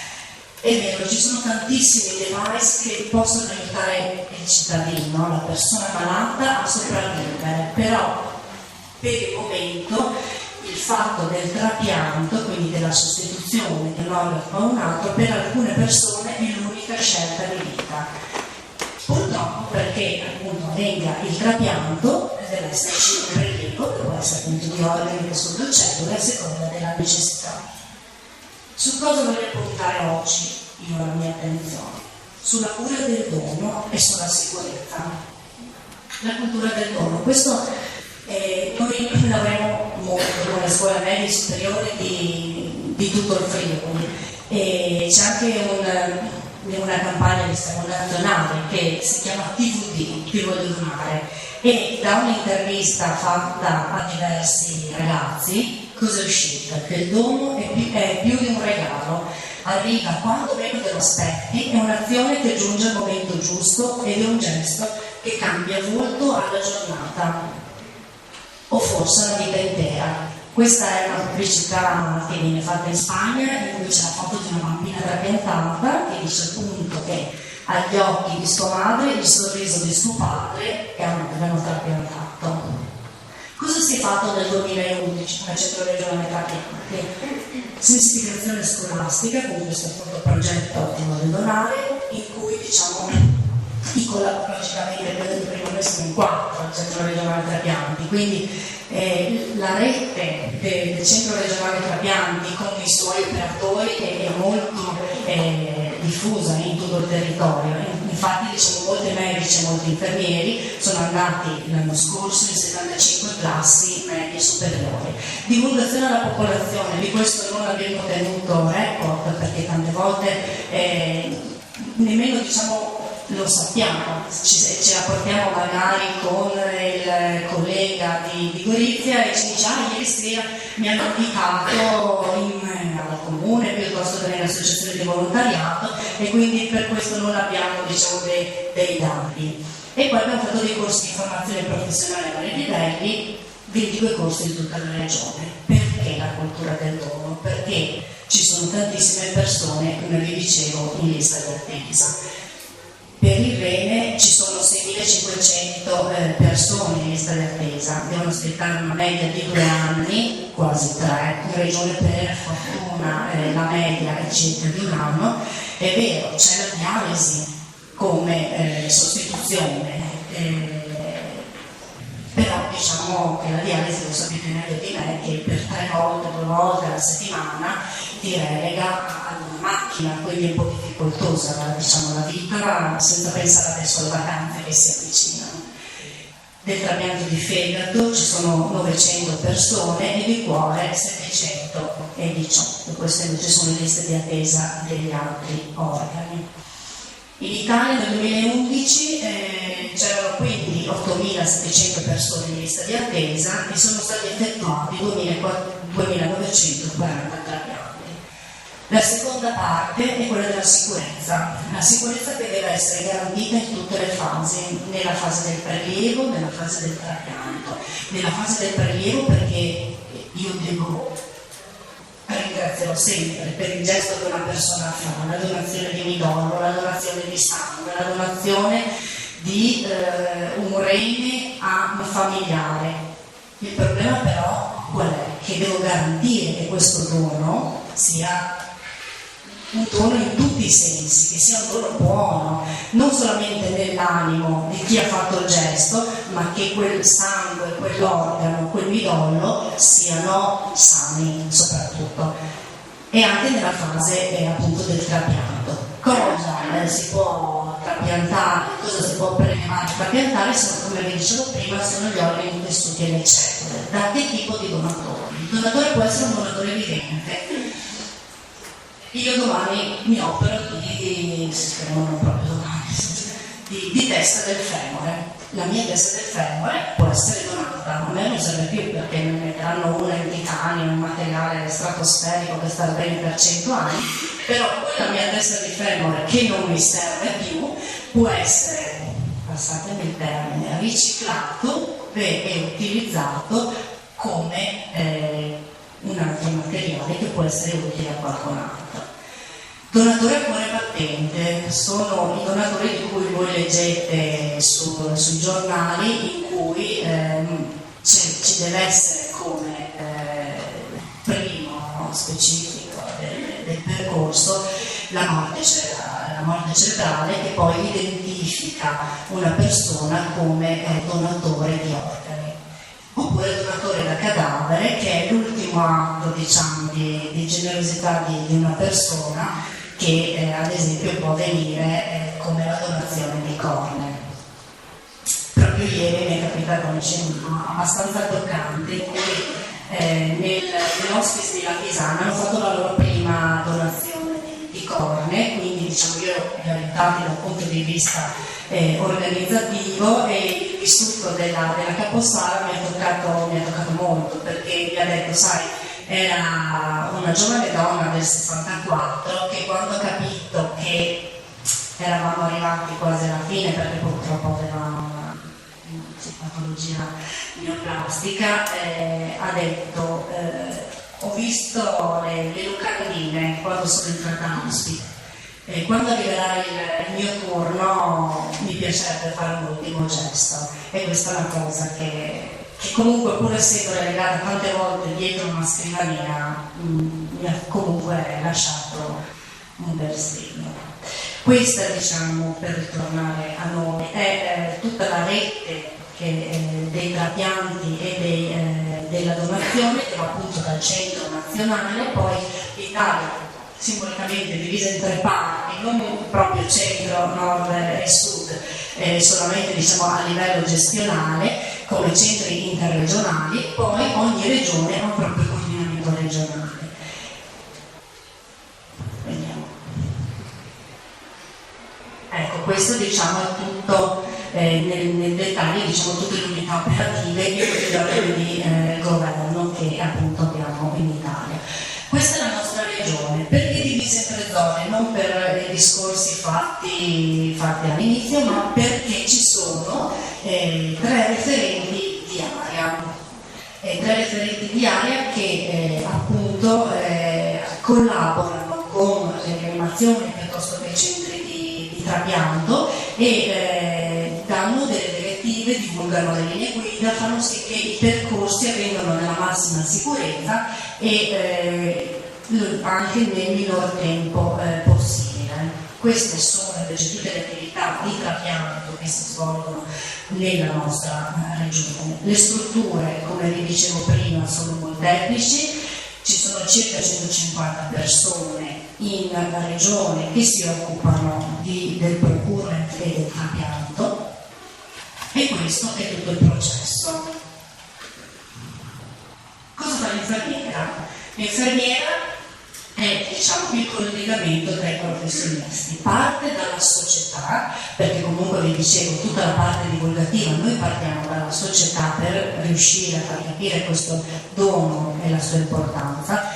Nella parte poi del prelievo avevo due tipi di infermieri, vediamo se me l'ha detto positiva, due tipi di infermieri. Un infermiere che si occupa della parte, tra virgolette, burocratica, dell'organizzazione, e una parte invece che si occupa comunque della parte clinica, quindi il prelievo che può avvenire nel centro trasfusionale, quindi se parliamo di sangue, può avvenire in terapia intensiva e nella fase appunto del trapianto con anche la cura del familiare. Il nostro ruolo ce l'abbiamo appunto dalle fonti normative nazionali, dal nostro profilo e dal nostro codice deontologico. Su questo naturalmente non mi soffermo. Nell'ambito donazione e trapianti qual è il rapporto infermieri-medici? Questo è un dato un po' vecchiotto che comunque diciamo rispetta abbastanza le percentuali anche di questi ultimi anni.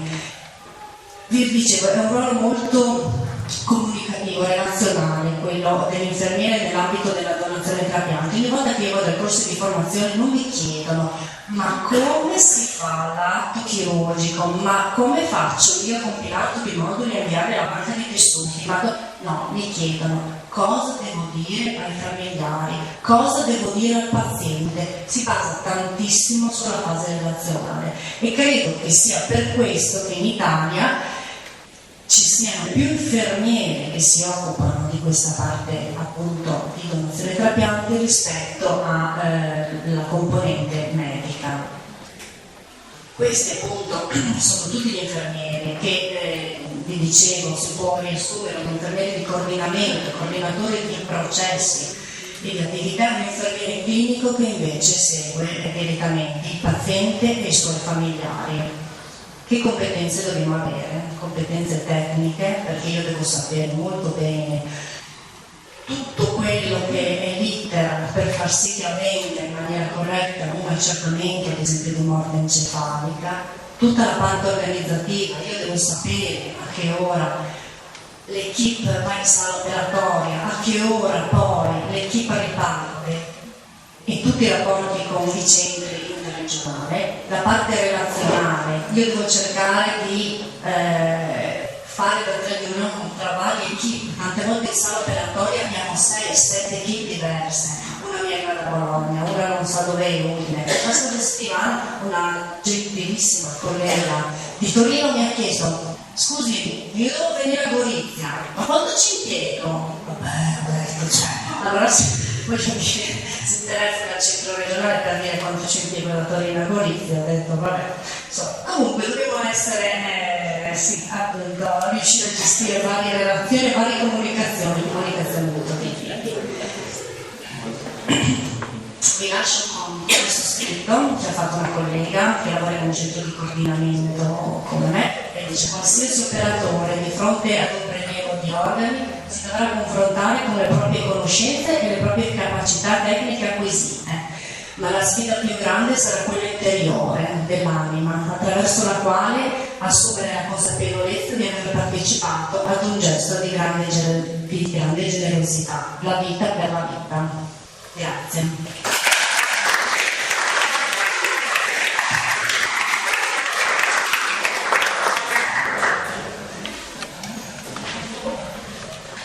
Grazie ad Annalisa per questa relazione che ha messo in evidenza ancora una volta un ruolo particolare della professione infermieristica, che potremmo fare tantissimi. Noi abbiamo scelto questo perché ci sembrava più vicino anche a quello che può essere il coinvolgimento dei cittadini, e sui cittadini abbiamo noi invitato qui anche le associazioni dei cittadini. C'è la Presidente della Croce Rossa che ringrazio di essere intervenuta e dei rappresentanti dell'AVO che anche sono qui presenti, vi ringrazio. Interviene però a nome di tutta questa rappresentanza, diciamo, il signor Trani che rappresenta il Tribunale del Navale. Prego.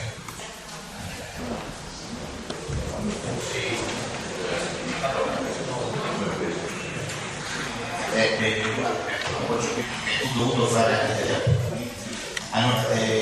Quindi mi presento, sono anni, diversi di voi mi hanno già visto girare per le parti, per l'ospedale e così via. La mia vita da un paio di anni a questa parte è cambiata perché ho affrontato questo nuovo, non so nemmeno io come dire, mi sono trovato quasi in mezzo, no? Però ne sono felice. Faccio parte del Tribunale per i diritti dell'ammalato, fa parte di un'associazione molto grande che si chiama Cittadinanza Attiva. Oggi abbiamo avuto un po' di problemi e svolgiamo il convegno regionale di cittadinanza attiva a Gemona, quindi dovevo essere lì, ma parlando con la signora Masara ho detto che col mio referente regionale preferisco essere qui, avere un rapporto, è la prima volta che abbiamo un rapporto così diretto con voi, che è una parte importante di quello che è il sistema sanitario nazionale. Il nostro compito di tribunale, che per me ritengo un nome molto assonante, tribunale, non è che noi possiamo dire uno ha torto e uno ha ragione. Io direi più di tutto che noi siamo dei mediatori, mediamo fra quello che è il malessere del cittadino e l'azienda e la sanità. Il nostro è una cosa che non si sofferma solamente ai rapporti puramente clinici oppure comportamentali, ma come abbiamo fatto, ed io sono entrato in quel frangente nel 2009, abbiamo fatto un audit per controllo dell'ospedale, cioè si è andati in giro a vedere i vari reparti, cosa c'è e cosa non c'è. In quell'occasione abbiamo notato delle carenze, come giustamente chi vive ogni giorno a casa propria non si accorge che magari con la porta cicola viene uno e dice: qual è la porta cicola? È chiaro, è sempre così, no? Quindi ci sono state delle carenze, noi in particolar modo nella mia persona le abbiamo segnalate chi di competenza, e piano piano avete visto poi viene fatto, quindi tecniche, e così via, no? Vabbè, vorrei adesso entrare un po' in quello che è il vivo del nostro discorso, e anche direi che il titolo di questo convegno già dice molto, perché il nuovo millennio è iniziato muovendo equilibri che erano fermi da anni. Di tutto questo l'Europa ne ha risentito l'economia e quindi la società, con un evolversi continuo dove tutti noi siamo chiamati ad adattarci e a vivere questi cambiamenti. E questo è già stato messo un po' in evidenza negli interventi precedenti. Il periodo che stiamo vivendo non è certo dei più felici, è in questi momenti che ognuno è chiamato a fare il proprio dovere. Il cittadino vive problemi nuovi, instabilità di un posto di lavoro, il futuro incerto dei giovani. Lasciamo la politica, ed è proprio nei momenti più critici, come quando capita una malattia, che questa rabbia può venire fuori. E non solo, ma questa può venire fuori. Voi, e non solo voi, ma tutto il personale sanitario, vi trovate in prima linea ad affrontare parte di questo malessere. Il vostro è un compito importante e delicato, perché sempre più il paziente viene messo al centro del sistema. L'abbiamo visto prima nella slide della dottoressa, dove l'ho messo al centro in parte con una croce. Io vorrei aggiungere anche una cosa: quando si fanno discorsi di relazionale, così si parla sempre della scala di valori di Mario. Ognuno di noi piano piano nell'esistenza abbiamo fatto uno di questi gradini. Questi gradini cercano, prima di tutto l'uomo cerca come persona, cerca la stabilità, cerca prima di tutto quindi un lavoro, cerca la casa, cerca di eliminare quelli che sono i problemi del vitto, del mangiare. Quindi arriva, quando ha superato questi vari gradini, anche quello che è il riconoscimento del gruppo, cioè dire sentirsi cittadini, sentirmi all'interno di tutto un ambiente. Noi siamo arrivati a questo, ed è giusto che il cittadino, in questo caso il paziente, sia proprio tenuto al centro di questo sistema. Non ultimo, proprio recentemente, a conferma di tutto questo, il Ministero della Sanità, attraverso la AGENAS, l'Agenzia Nazionale per i Servizi Sanitari Regionali, ha indetto in via sperimentale un audit per la valutazione del grado di umanizzazione delle strutture di ricovero. La nostra regione è stata inserita in questo programma e la SPUE, vorrei dire, proprio mi sono trovato con orgoglio, è stata quella che per prima ha aderito insieme a cittadinanza attiva a questo esperimento. E questo è un segno positivo, perché vuol dire che c'è volontà di cambiare e di migliorare il continentale. Quello che sembra valutare questo Audi è orientato al rispetto e alla specificità della persona ed in particolare alla cura della relazione con il paziente e il cittadino. Anche voi per la vostra parte ne siete artefici. Vorrei ricordare la recente presentazione anche del piano di continuità assistenziale del paziente fragile. L'assistenza dell'ospedale passa anche di tono e questo è un altro cambiamento da vivere e gestire in futuro sicuramente non sarà facile perché richiederà sempre più risorse. La famiglia di per sé sta cambiando perché con gli ultimi accorgimenti politici che sono riguardanti la parte pensionistica, i giovani di oggi andranno in pensione più in là, ma chi guarderà quelli che oggi che sono gli anziani che sono a casa già prima?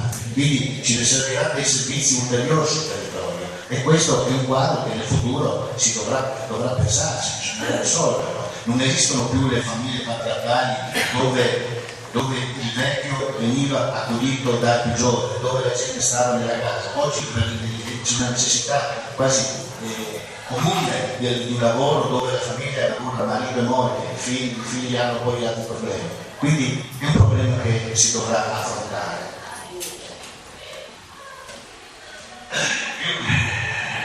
Più volte ho detto che il cittadino, a cui lo dico veramente fra virgolette, è disposto a comprendere attese stimolanti se sono motivate e spiegate, ed ecco qui che viene fuori da sempre questa relazionale, alle volte anche scusare certe anomalie o altre cose, ma quello che non sopporta, e penso questo valga per tutti quanti noi, è l'arroganza, la maleducazione. Ogni volta che uno di noi si comporta, che uno di voi si comporta in questo modo, vedete che è una sconfitta per tutto il sistema, perché poi generalizzare è la seconda fase ed è semplice. Quindi comprensione, umanità, rispetto, una buona parola alle volte è meglio che una medicina.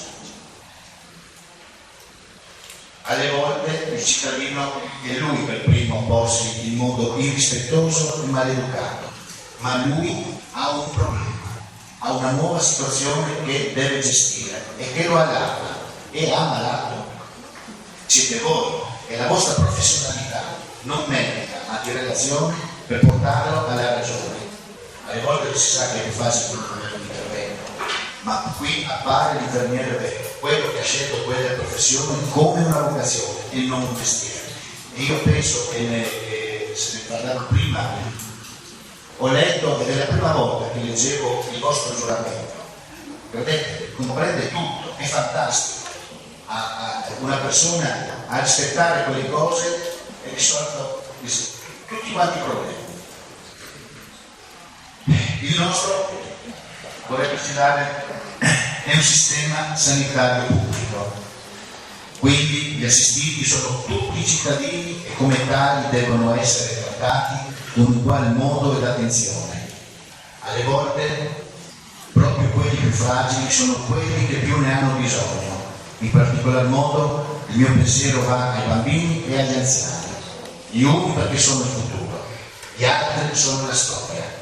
Sono quelli che ci hanno permesso di vivere in una democrazia. Quindi rispetto e umanità.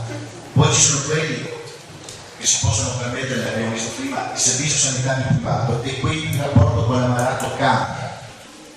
Ma questo è un altro discorso che non voglio nemmeno entrare. Voi siete in un sistema, sto parlando per esempio di un sistema pubblico. Io sono fatto un appunto. Più volte durante convegni o interventi si sente parlare di questo sistema inglese o americano. Io non so, ma da riconoscenze che dai colloqui che faccio con chi vive in questi paesi, la cosa mi sembra ben diversa. In Inghilterra, dove non tutti possono accedere, fino ad esempio, ne parlavo un mesetto fa, fino a 25 anni non esiste il controllo del colesterolo. Fino a non ci sono le cure garantite arrivano fino a una certa età, dopodiché per un anziano certe cose si fanno. Non parliamo poi del sistema americano dove notoriamente da sempre, se quando uno sta male non è in tasca la carta di credito, difficilmente viene soccorso. Quindi io direi che noi ci troviamo in un sistema sanitario che non credo abbia nulla da invidiare a tanti altri. Oltremodo, tutti poi sono il corrente di questa corsa sfrenata alla riduzione dei costi, con tagli in ogni settore. La riduzione del personale ha colpito anche voi. Alle volte dovete affrontare turni di lavoro duri, con responsabilità. Questo vi posso garantire che il cittadino lo sa. Ed è forse per questo che alle volte scusa certi vostri comportamenti. Il vostro operato è apprezzato e valorizzato giustamente dai cittadini. Vedete, noi normalmente riceviamo delle segnalazioni sia telefoniche che non rimangono nello scritto, ma poi abbiamo delle segnalazioni anche scritte. In questo scambio di idee, di relazione, viene fuori alle volte, sì, mi ha detto questo, però era sola, era da fare una cosa d'altro. Quindi il tempo mette sempre una specificità che va a interferire e va a modificare quello che è il rapporto relazionale. Quindi direi che esistono poi anche, come in tutte le famiglie, dei casi anomali. Chiaramente vanno segnalati e recuperati, ma sono certo di poter, credo, e a nome anche di tutti i cittadini, di ringraziarvi per il vostro impegno, per l'amore che mettete ogni giorno nel svolgere il vostro delicato compito. Grazie.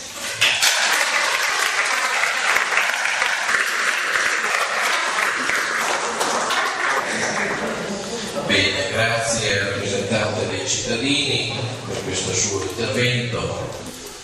Peraltro noi siamo anche cittadini, vogliamo ricordarlo anche questo, e riteniamo che ogni giorno l'infermiere svolge la propria attività, così come credo tutti gli operatori sanitari, convinti di migliorarlo, perché domani riceveranno anche loro assistenza e anche oggi da questi servizi, quindi molte volte possono cambiare anche il modo. Assolutamente è corretto avere questa piena consapevolezza che lei richiamava. Bene, se ci sono adesso degli interventi, delle domande, chiedo ai relatori di venire da questa parte. Prego, Presidente. Se ci sono domande da rivolgere.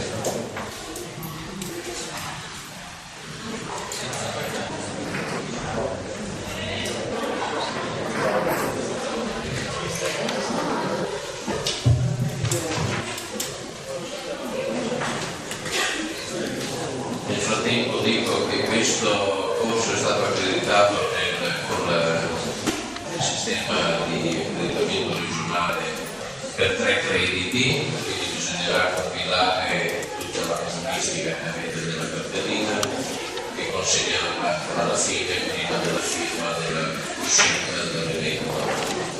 Ci sono anche delle domande da rispondere, credo, no?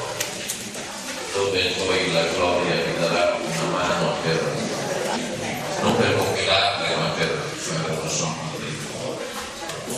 Però prima volevo sentire se ci sono delle domande. Va bene, così che tutti siete soddisfatti. Allora do la parola per...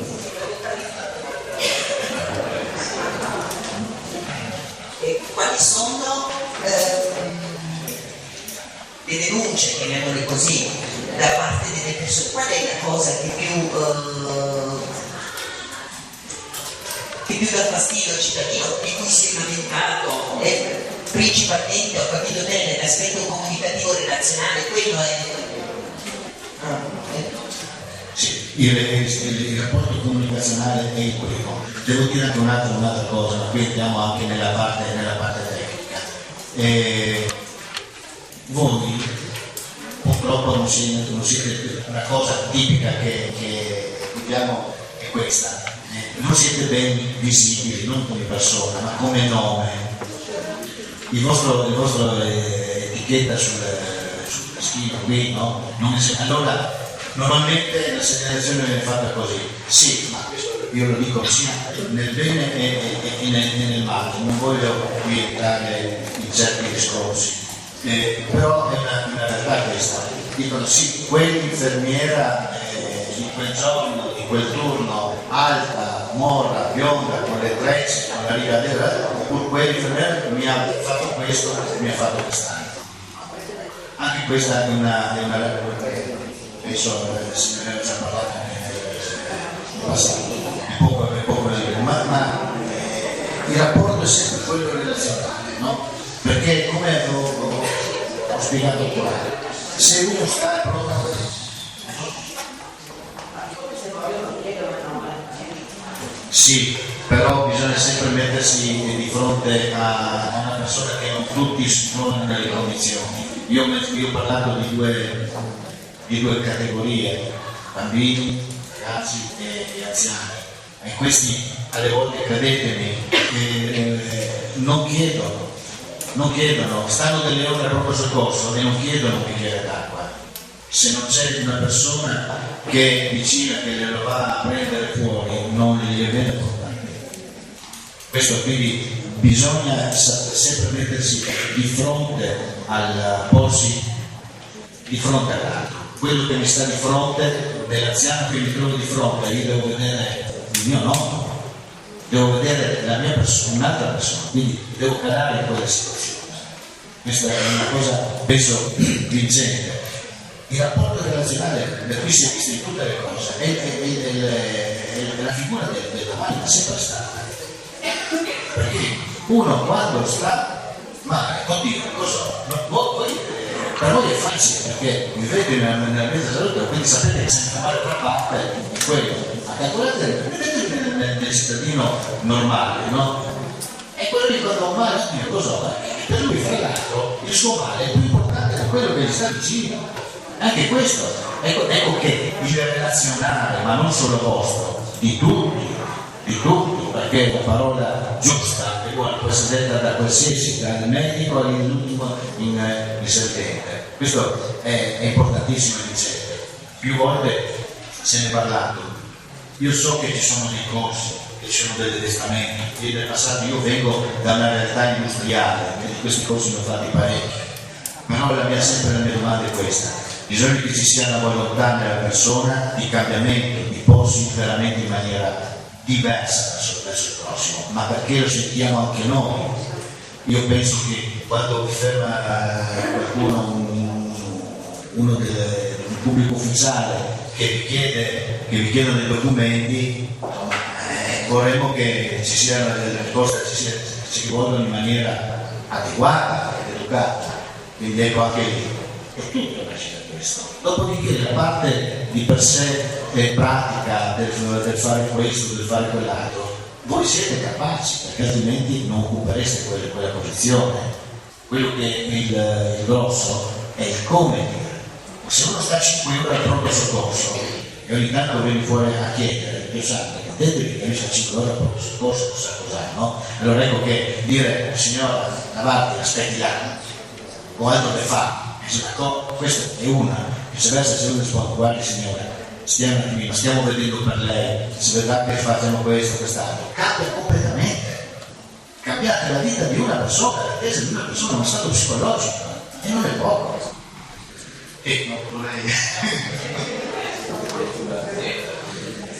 Sì, fai. Allora, cosa prevede un servizio efficace? Il famoso sorello. Nella seconda, i principi di responsabilità pubblica sono ovunque. Esatto. Il nostro Edmondo Card cosa disse? Esatto. Che cos'è il telenursing? Gli infermieri di continuità assistenziale. Dopo la risposta? La responsabilità? No, la responsabilità è di tutte, no? Questo di il CPU. Bene. Il reato, questo non l'ho detto. È la B. Allora, dolo, colpa di preterintenzione, dolo, ha cominciato una colpa, infermiera somministra erroneamente l'insulina ad un paziente, se ne accorge, chiede aiuto al medico, se anche vi fossero delle conseguenze di lesioni sarebbero colpose, non dolose. Nel momento in cui però per paura non lo dice al medico, allora è dono, perché c'era l'intenzione, sapeva che ha commesso quell'errore. La preterintenzione invece quando non si vuole commettere la cosa, però va oltre la nostra intenzione, ti spero un pugno, casti per terra, ti fracassi, lo cipite, sei morto. Quindi non volevo solo darti il pugno, quella è la preterintenzione, per cui la B. La nona, qual è la prima grande sfida oggi nei servizi di salute della professione infermieristica? La non autosufficienza, giusto? Grazie. Grazie. Allora chiudiamo questa. Volevi dire qualcosa?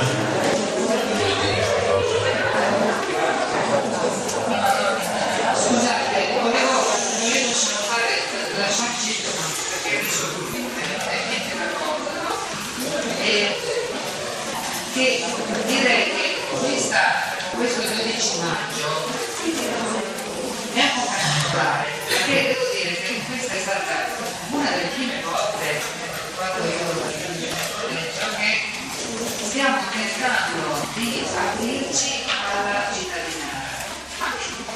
Mi fa un po' specie perché abbiamo sbagliato una domanda sulle responsabilità, no?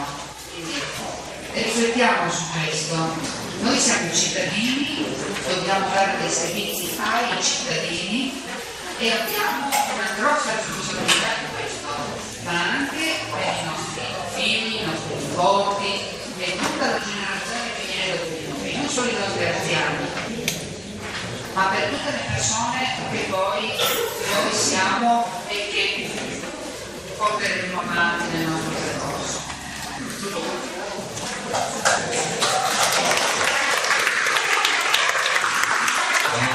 Chiudo questo incontro ringraziando tutti i relatori per le riflessioni che hanno posto. Io credo che la giornata degli infermieri è un momento di festa, come è giusto che sia. Infatti adesso faremo un brindisi poi prima di lasciarci. Però dobbiamo continuare così come credo ci hanno insegnato nei tempi passati, per chi ha già i capelli bianchi, ma continuiamo a insegnare ai giovani di oggi, e cioè quella che è l'essenza della nostra professione. La professione è cambiata nel tempo, sicuramente, perché dagli anni 70 ad oggi ma io ritengo che l'essenza della professione infermieristica non sia mai cambiata e non cambierà mai, perché l'essenza è l'assistenza e l'assistenza prevede che ci sia uno che assiste e uno che viene assistito. Su questo noi dobbiamo porre costantemente l'attenzione e continuare a fare le nostre riflessioni anche nei momenti di festa come oggi su quelli che possono essere le ricadute del nostro servizio nei confronti della persona che poi diventa cittadino, che poi siamo noi e soprattutto la persona. Se perdiamo di vista, come purtroppo in alcuni momenti è avvenuto, dove il tecnicismo sembrava di prendere il sopravvento sugli aspetti di tipo umanistico nei confronti della professione stessa, e abbiamo rischiato che subentrino altre figure tecniche che si appropriano della parte particolare ma che perdono l'attenzione della persona. Io, vedete, abbiamo qui un autorevole rappresentante della professione medica, mi permetto di dire che oggi la professione infermieristica non è in crisi, ma forse quella che è in crisi è la professione medica, ma proprio per questa ragione. La professione medica ha perso l'attenzione sulla persona e si è dedicata eccessivamente, forse anche per uno stato di necessità, ai tecnicismi. Infatti il medico, lo ricordava bene prima Fulvio, guarda il TAC, guarda gli esami, guarda e magari forse neanche il colore dei capelli della persona. o meglio il colore della pelle, qualche volta guardando solo il colore della pelle si riesce a fare diagnosi.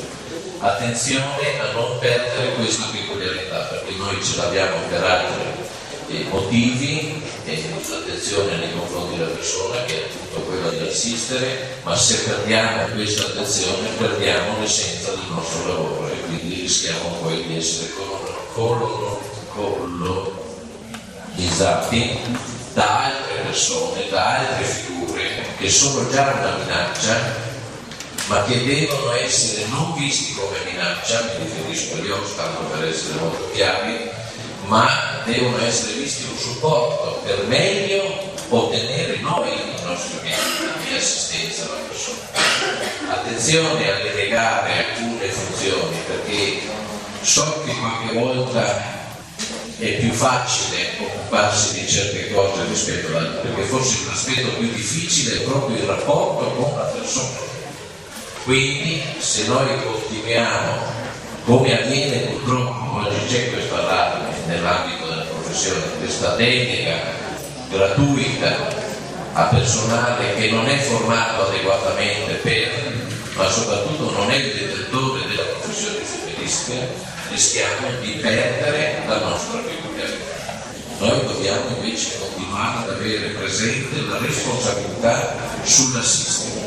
Se manteniamo questo, io sono convinto che potremo festeggiare questa giornata per lunghi e lunghi anni. Grazie e buona giornata.